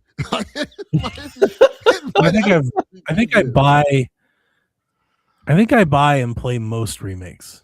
And I feel like that maybe that's why I don't constantly think of remakes being less than so much. 4 is really good. Resident Evil 4 is really good. 2 is really good. I don't count The Last of Us as a remake. Yeah, me neither. Yeah, I wouldn't count that either. I think what else is a good remake? I have my answer, but I'm just saying. So you got Dead Space, Oh I yeah, I have forgot not about played that. that one. Demon Souls, Demon Souls is a solid remake, even though nobody Final bought it. Fantasy Apparently. Tactics. I have not played that one. I have played that remake, and it he is loves it. quite nice. It is quite nice. Okay. I haven't played it yet. Bought it, but I haven't played it yet. Zelda Link's Awakening, Ocarina of Time 3D, Mafia Definitive Edition, Metal Gear Solid, Metroid Samus Returns, That's a good one. That's a Heart remake? Gold, Pokemon Heart Gold and Soul Silver. Those are remakes, not just like remasters. Yeah. Ratchet and Clank, They remade Ratchet and Clank. PS4. Yeah, That was a remake. Mm-hmm. It was a remake. Silent I Hill thought it was a 2. reboot. I didn't think it was a remake. Tony Hawk Pro Skater. These do anything for you guys? No, but the answer is Final Fantasy VII. Silent Hill does. Silent Hill was pretty good. My answer is Wind Waker for Wii U. That's They a solid remade that? Have you seen them side by side? It's Hell no. It's a remake. Wind Waker HD. It's Correct. completely. I wouldn't say it's completely. It's not. It's a remake, so it's not a completely different game. But a lot of changes to that version. It's a superior version. It Some counts. people, it's become trendy lately to hate the blue lighting. Most people are wrong. Wind Waker HD is gorgeous. It was You gorgeous. just said a lot of words that I do not know what they mean. It's absolutely adorable. It's absolutely adorable. It looks fantastic. But more importantly, they included the Swift Sail, which lets you sail around faster, and they improved the Triforce charts. They streamlined all that collection thought at the end, so they greatly improved the game, and it was a great game to begin with. So it's one of my favorite games of all time, hands down. I don't know nothing about it. Wind Waker HD. That's so sad. You need a Wii U. No, I don't. It's I the saw best- Wind Waker on the N64, and I was like, absolutely not. Oh, how did we not say Twin Snakes? Ooh, Easy. that's a good one. That is No, a I solid like one. I like Twin Snakes. People say it broke the game, though. You're all wrong. That's my meme. My meme opinion. You're all wrong. Yeah, I've played nothing. I've never played GameCube, so I got nothing there. No, thank you. Poor child. Nah, I was good. That's the thing. I wasn't a child. I was an adult when that shit came out. Adults playing Yeah. Left 4 Dead. Nah, Left 4 Dead. What the Dead or Alive. No. Final Fantasy Tactics. No, that was before the GameCube. I don't know. Yeah. What were you playing during the GameCube? Let's see. That's PlayStation 2 era. So GTA. Onimusha, GTAs. Yeah. Onimusha, yeah, that's one of them. Onimusha, Bouncer. GTA. Oh, the Bouncer. That game sucked. Trash-ass game. SSX Tricky. Fantavision. I did not play Fantavision. Metal Gear Solid 2. Oh, yeah. That was a good one. Yeah, that's what I was playing. I saw that GameCube and was like, what the fuck is this shit? No, thank you. Next. It didn't. It wasn't like super popular. What? Yeah, it just wasn't for me. I love the GameCube. Yeah, I'm not surprised. This is definitely you and Delvin. That's you guys like the whimsy of Nintendo. It was Nintendo died for me with the N64. It Had a was little carrying case with it. It was the first time we had a stronger system, right? Like it was like, oh shit! Like after the PS1 and all that, it's like, oh shit, this is better, but it didn't matter. And then it had third-party games, like coming off the 64. The Capcom 5. Just like even just think general game, Madden, Beautiful sports Joe. game. It was like Switch. Yeah. The Switch has Capcom the same 5 parallel. Was the where one that suddenly you third-party games showed up again. Yeah. You know, because I was coming off the 64, where I'm not gonna lie to you, I played like the same 17 games for like 8 years. You know, so it was cool to have a GameCube where I could still play Mario and Zelda games, but could play Madden and NBA and like shit showed up. So I loved it for that. The funny thing about the GameCube is back then, at the age that I was when I was playing it, I never kept up with like gaming like news, like as like the market or anything. I had no idea the GameCube like failed. Like my memory of the GameCube, like the GameCube was awesome. Like the people that I encountered that had one thought it was awesome. Even people that didn't have one, like they were like, yeah, it's cool. And then it was like I started getting into all this stuff years later, and they were like, the GameCube sucked. It's like, what? The GameCube was dope. But yeah, like it always surprised me years later to find out it did not sell very well. Yeah. But I never paid attention or cared how much a console sold at that time. What the fuck? What they sold? Yeah, that's when I was big into like trying to find where can I watch G4 television, because that was that era. So G4 and all the gaming magazines. But again, I was in college, so like I had access to a lot of that stuff. Yeah, you were in college. Yeah, I had GameCube in like middle school. I was in college. So yeah, then you're not playing GameCube. No, thank you. Move along. That's a bummer. You miss Wario, dude. It's very good. Who? Wario. Wind Waker, Soul Calibur. I had Soul Calibur without but Link. not with Link in it. I didn't need Link in fucking Soul Calibur. Come on. Nah. Superior version, man. Nah, it's just the version. version. I don't know about Superior. Handle? Who? I had a handle. What the fuck do I need a handle for? It sits under the TV. It's not going anywhere. Take it to your friend's house.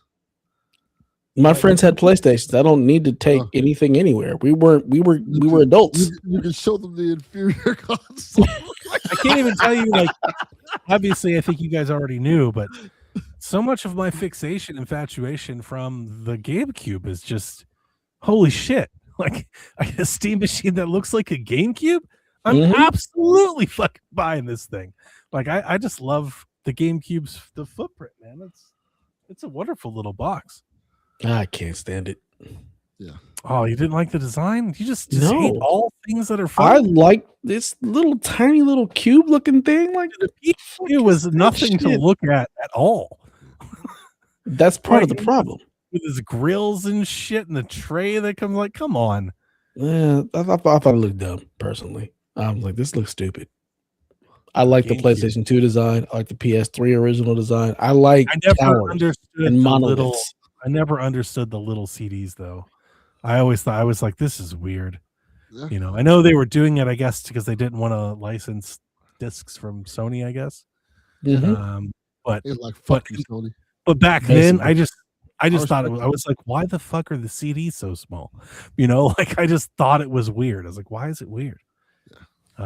But it was way better. At least they were on CDs and not cartridges back then. I respect the energy. Make these little ass CDs. B-Box Def not liking the GameCube. No surprise. Yeah, not shocker at all. Again, Nintendo died for me with the N64. Die for your sins. It wasn't my sins. They died for their own damn sins. They fucked around and found out. Yeah, and got all the old people involved. like legit. Growth. Yeah. Yeah. And I didn't have a Wii either. I've never played anything outside of Wii Sports. That was about it. Like Amazing this, game. not interested. Put it on Switch. Free to Play Joe wants to know, how would you save Xbox right now? I wouldn't.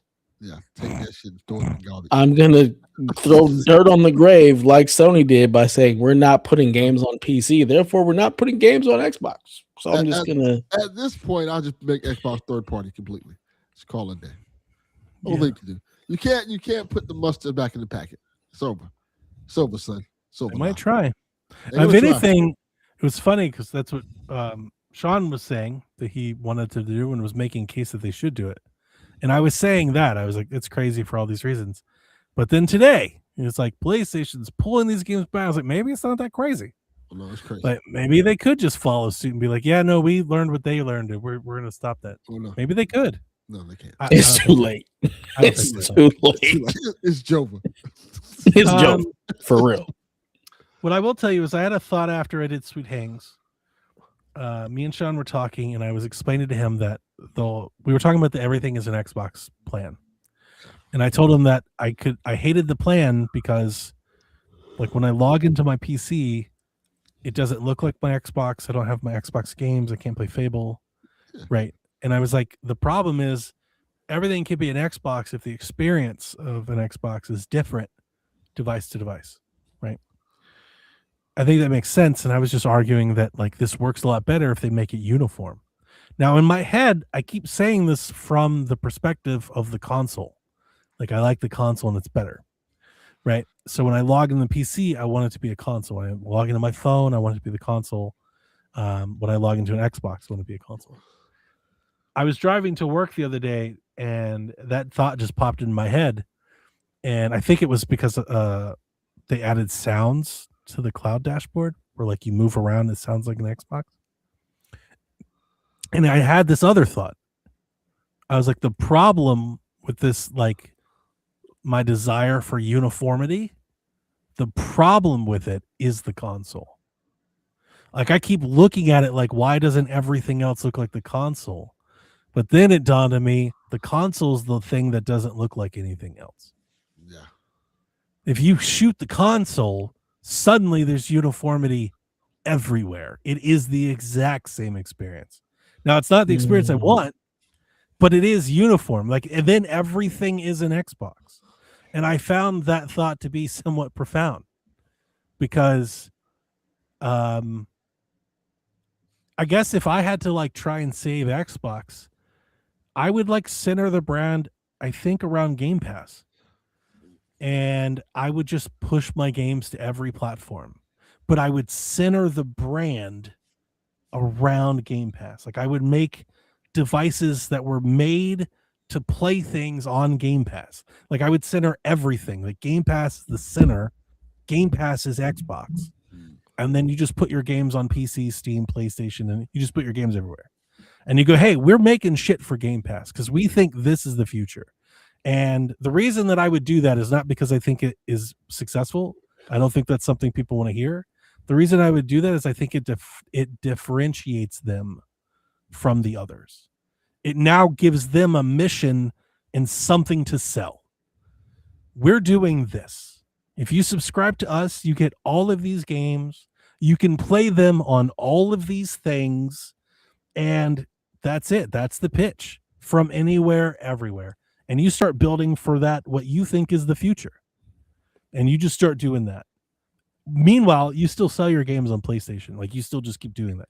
Suddenly, I think that message becomes like crystal clear. Now there is no confusion and back and forth and nobody understands and believes in what Xbox is saying and doing. Suddenly, the pitch becomes very simple. And I think it's something you can actually sell. Yeah. Is that not what they're doing already?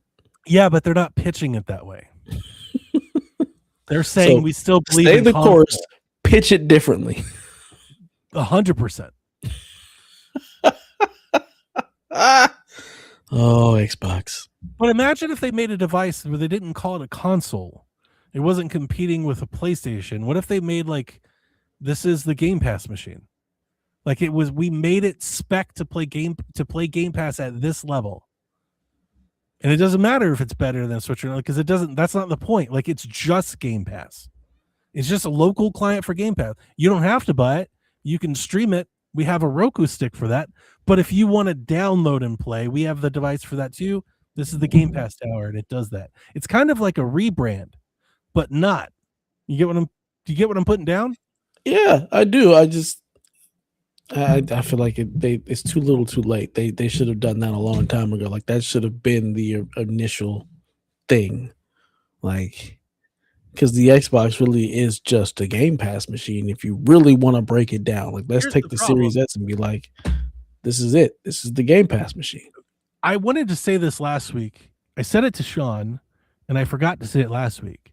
But this is the problem. The problem is that Microsoft, the AI productivity company, is not good at video games. And the problem is that what Microsoft wants Xbox to be is in conflict with success for Xbox. Like, that's going to hurt Xbox. And what Xbox needs to be successful is not what Microsoft is interested in Xbox doing. That's the problem. Like, these two things are in conflict with each other. And there's no way for them both to get what they want out of it, I think. Microsoft doesn't want to be centered around an endpoint device. They don't want that. Like, Xbox people have to understand that. They see the console as a hindrance to progress. Yep. Right? They believe in cloud subscriptions. They don't want that. Like, that's not what they want from Xbox. But Xbox needs to play in a console market. They need exclusives. They have to compete on that level if they want to do that, and they can't, because Microsoft still wants their games. They still want their live service. Like, they still want it to be profitable. These things can't coexist. I think ultimately, after everything that we've talked about for them for 5 years, that's my ultimate resolution is I don't think these two things can coexist and they both be successful at what they want. They're in conflict with each other. For one to succeed, it has to basically take away from the other. And I think that's that's what led them to this. I think we've known that for a long time. I feel like Satya has never really cared about Xbox. He's just like, this is this thing. This is just part of Xbox, Microsoft's legacy that I really don't care about. Right? Phil anchored Xbox in with Azure, with the cloud and everything, like anchored them to that. Like, there's always been like these little bits of hope where you're like, maybe they'll get it together and it'll fully blend in. But it's just, at this point, I'm giving up. It's not. It's not, and it hasn't. I think right now they're going to look for their next AI thing to do. And maybe they can find a way to deliver AI to people through gaming. And maybe that's good or not, right? If it's good, they'll be a success. But if it's not, it won't be. But I'm just giving up on these kids need AI to play games for them. Y'all are already dumb enough. Yeah, it's like I just don't. It's like they only want to have games for an audience to pitch other things to. It's like the gaming is like a Trojan horse to pitch Microsoft to you, and they don't serve each other. Nope. They're bad exes. They're bad for each other. Sony, buy Microsoft. Because it feels like the time they were most successful was the time that they were rebelling against Microsoft. Like they absolutely did not do what Microsoft wanted them to do, and they excelled for it, and they earned a little way. But with every face of adversity, Microsoft has chipped that away from them, to the point now where I look at Xbox kind of today as it's a games maker, but the brand is basically now being anchored into Windows. Like, this could just be a Substack under the Windows branch. What Xbox will become if it's just this PC app that has hardware devices around. Now you're just in the Windows team. You're not even really your own thing anymore. So, yeah. At least the Game Pass thing would give them a message. A message that nobody else has. And a market nobody else is currently going after. Now their competitors GeForce. And it fits well within Microsoft and what they want to do. And they can center all their devices around it. They can have a little console box, a little streaming box, a little handheld, and they can play in all the other stores or all the other people. Like, I think that suddenly the puzzle fits. And that's a lot better than what they've been trying to do. Which means it's exactly what they're not going to do. And it's not what I want them to do. It's not what we want from them. But Yep. I think they're in a place right now where what we want doesn't matter. Good luck, Xbox. You got your work cut out for you. Oof. Yeah. Indio wants to know if you could replay a game from scratch and have all knowledge of it erased from your memory before you started. What game would that be? The Last of Us. That's a good one. I want to go with The Walking Dead. That's a great one. I've wanted to replay it several times. I never quite make it because it just, once you kind of know everything, it's just not quite the same. Yeah. You know? I want to replay The Walking Dead final season again. I really like the final season of Walking Dead. But to play it all for the first time, yeah, that would be pretty great. Yeah. I think I'm probably going to go with Ghost of Yotei. I really like that game, and I would definitely erase it and start over. That shit was great. Oh, Nice. P-Box got a good one. Tears of the Kingdom. That's a really good one. Ghost of Yogurt. Might try that one day. Yeah, you might You like won't. it. Probably won't, but you'll like it. You won't. Did you answer Barrett about his blood mechanic? Whatever the hell that is. Do you like it? What do you I think? just got to that point. Okay. Well, I haven't tried it yet. we'll ask cool. again next week for you, Barrett. He'll have an answer then. I can answer. Donnie can answer. He yelled at Delvin, so Never mind. no, go ahead. Copy that. Does he just want like what it is, or like, he was just asking like, how? What do you guys think about it? I like it. It adds a lot.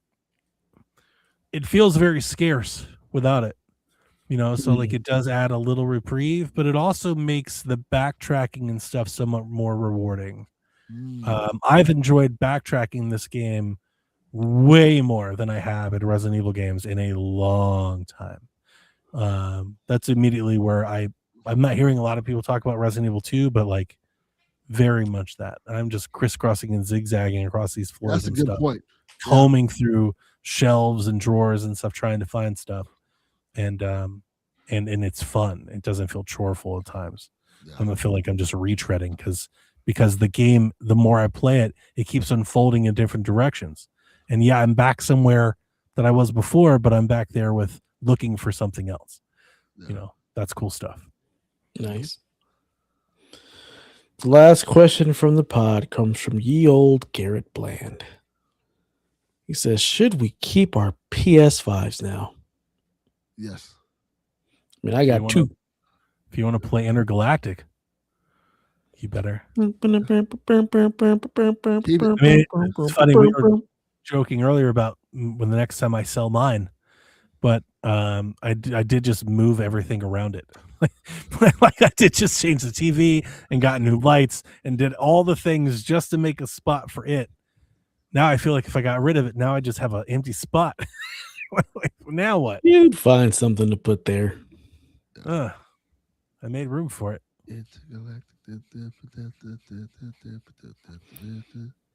Yeah, I mean, the reality is y'all should have never got rid of them in the first damn place. Could have saved yourself a lot of time and trouble. You know, another funny way of thinking about it, based on their first party output and direction, feels like I haven't missed much. You're not wrong. You know, it's You're like I got wrong. it back, and it's like I'm just going to download the same games that are out then. It's like it's not like I haven't been hurt for it at all. Yeah, you haven't been punished for it. You missed Right. like what, 2 games. I didn't miss anything. Yeah. Nothing I Games was he gonna- wouldn't have played anyway. games Yeah, I you was missed gonna like play 2 anyway. games. So, That's exactly how it felt when I started combing through the library and the store. I was like, oh yeah, all right, well. Well, we made it to the end, fellas. 3 hours again. We somehow drugged this show out and made it 3 hours. Delvin, you still gonna go read that script? Read some of it tonight before I go to bed. No, you're not. You're going to bed. Yeah. As we all should be. So I am. until next time, ladies and gentlemen, please play some video games. Nobody's sleeping in the middle of the bed. The middle of the bed is only where you do the business. But when everybody's ready to sleep, it's the side of the bed that can't be beat. It's the middle of the bed where lovers meet. But when it comes time to slumber, it's the edges. Ooh, ooh, ooh, the edges.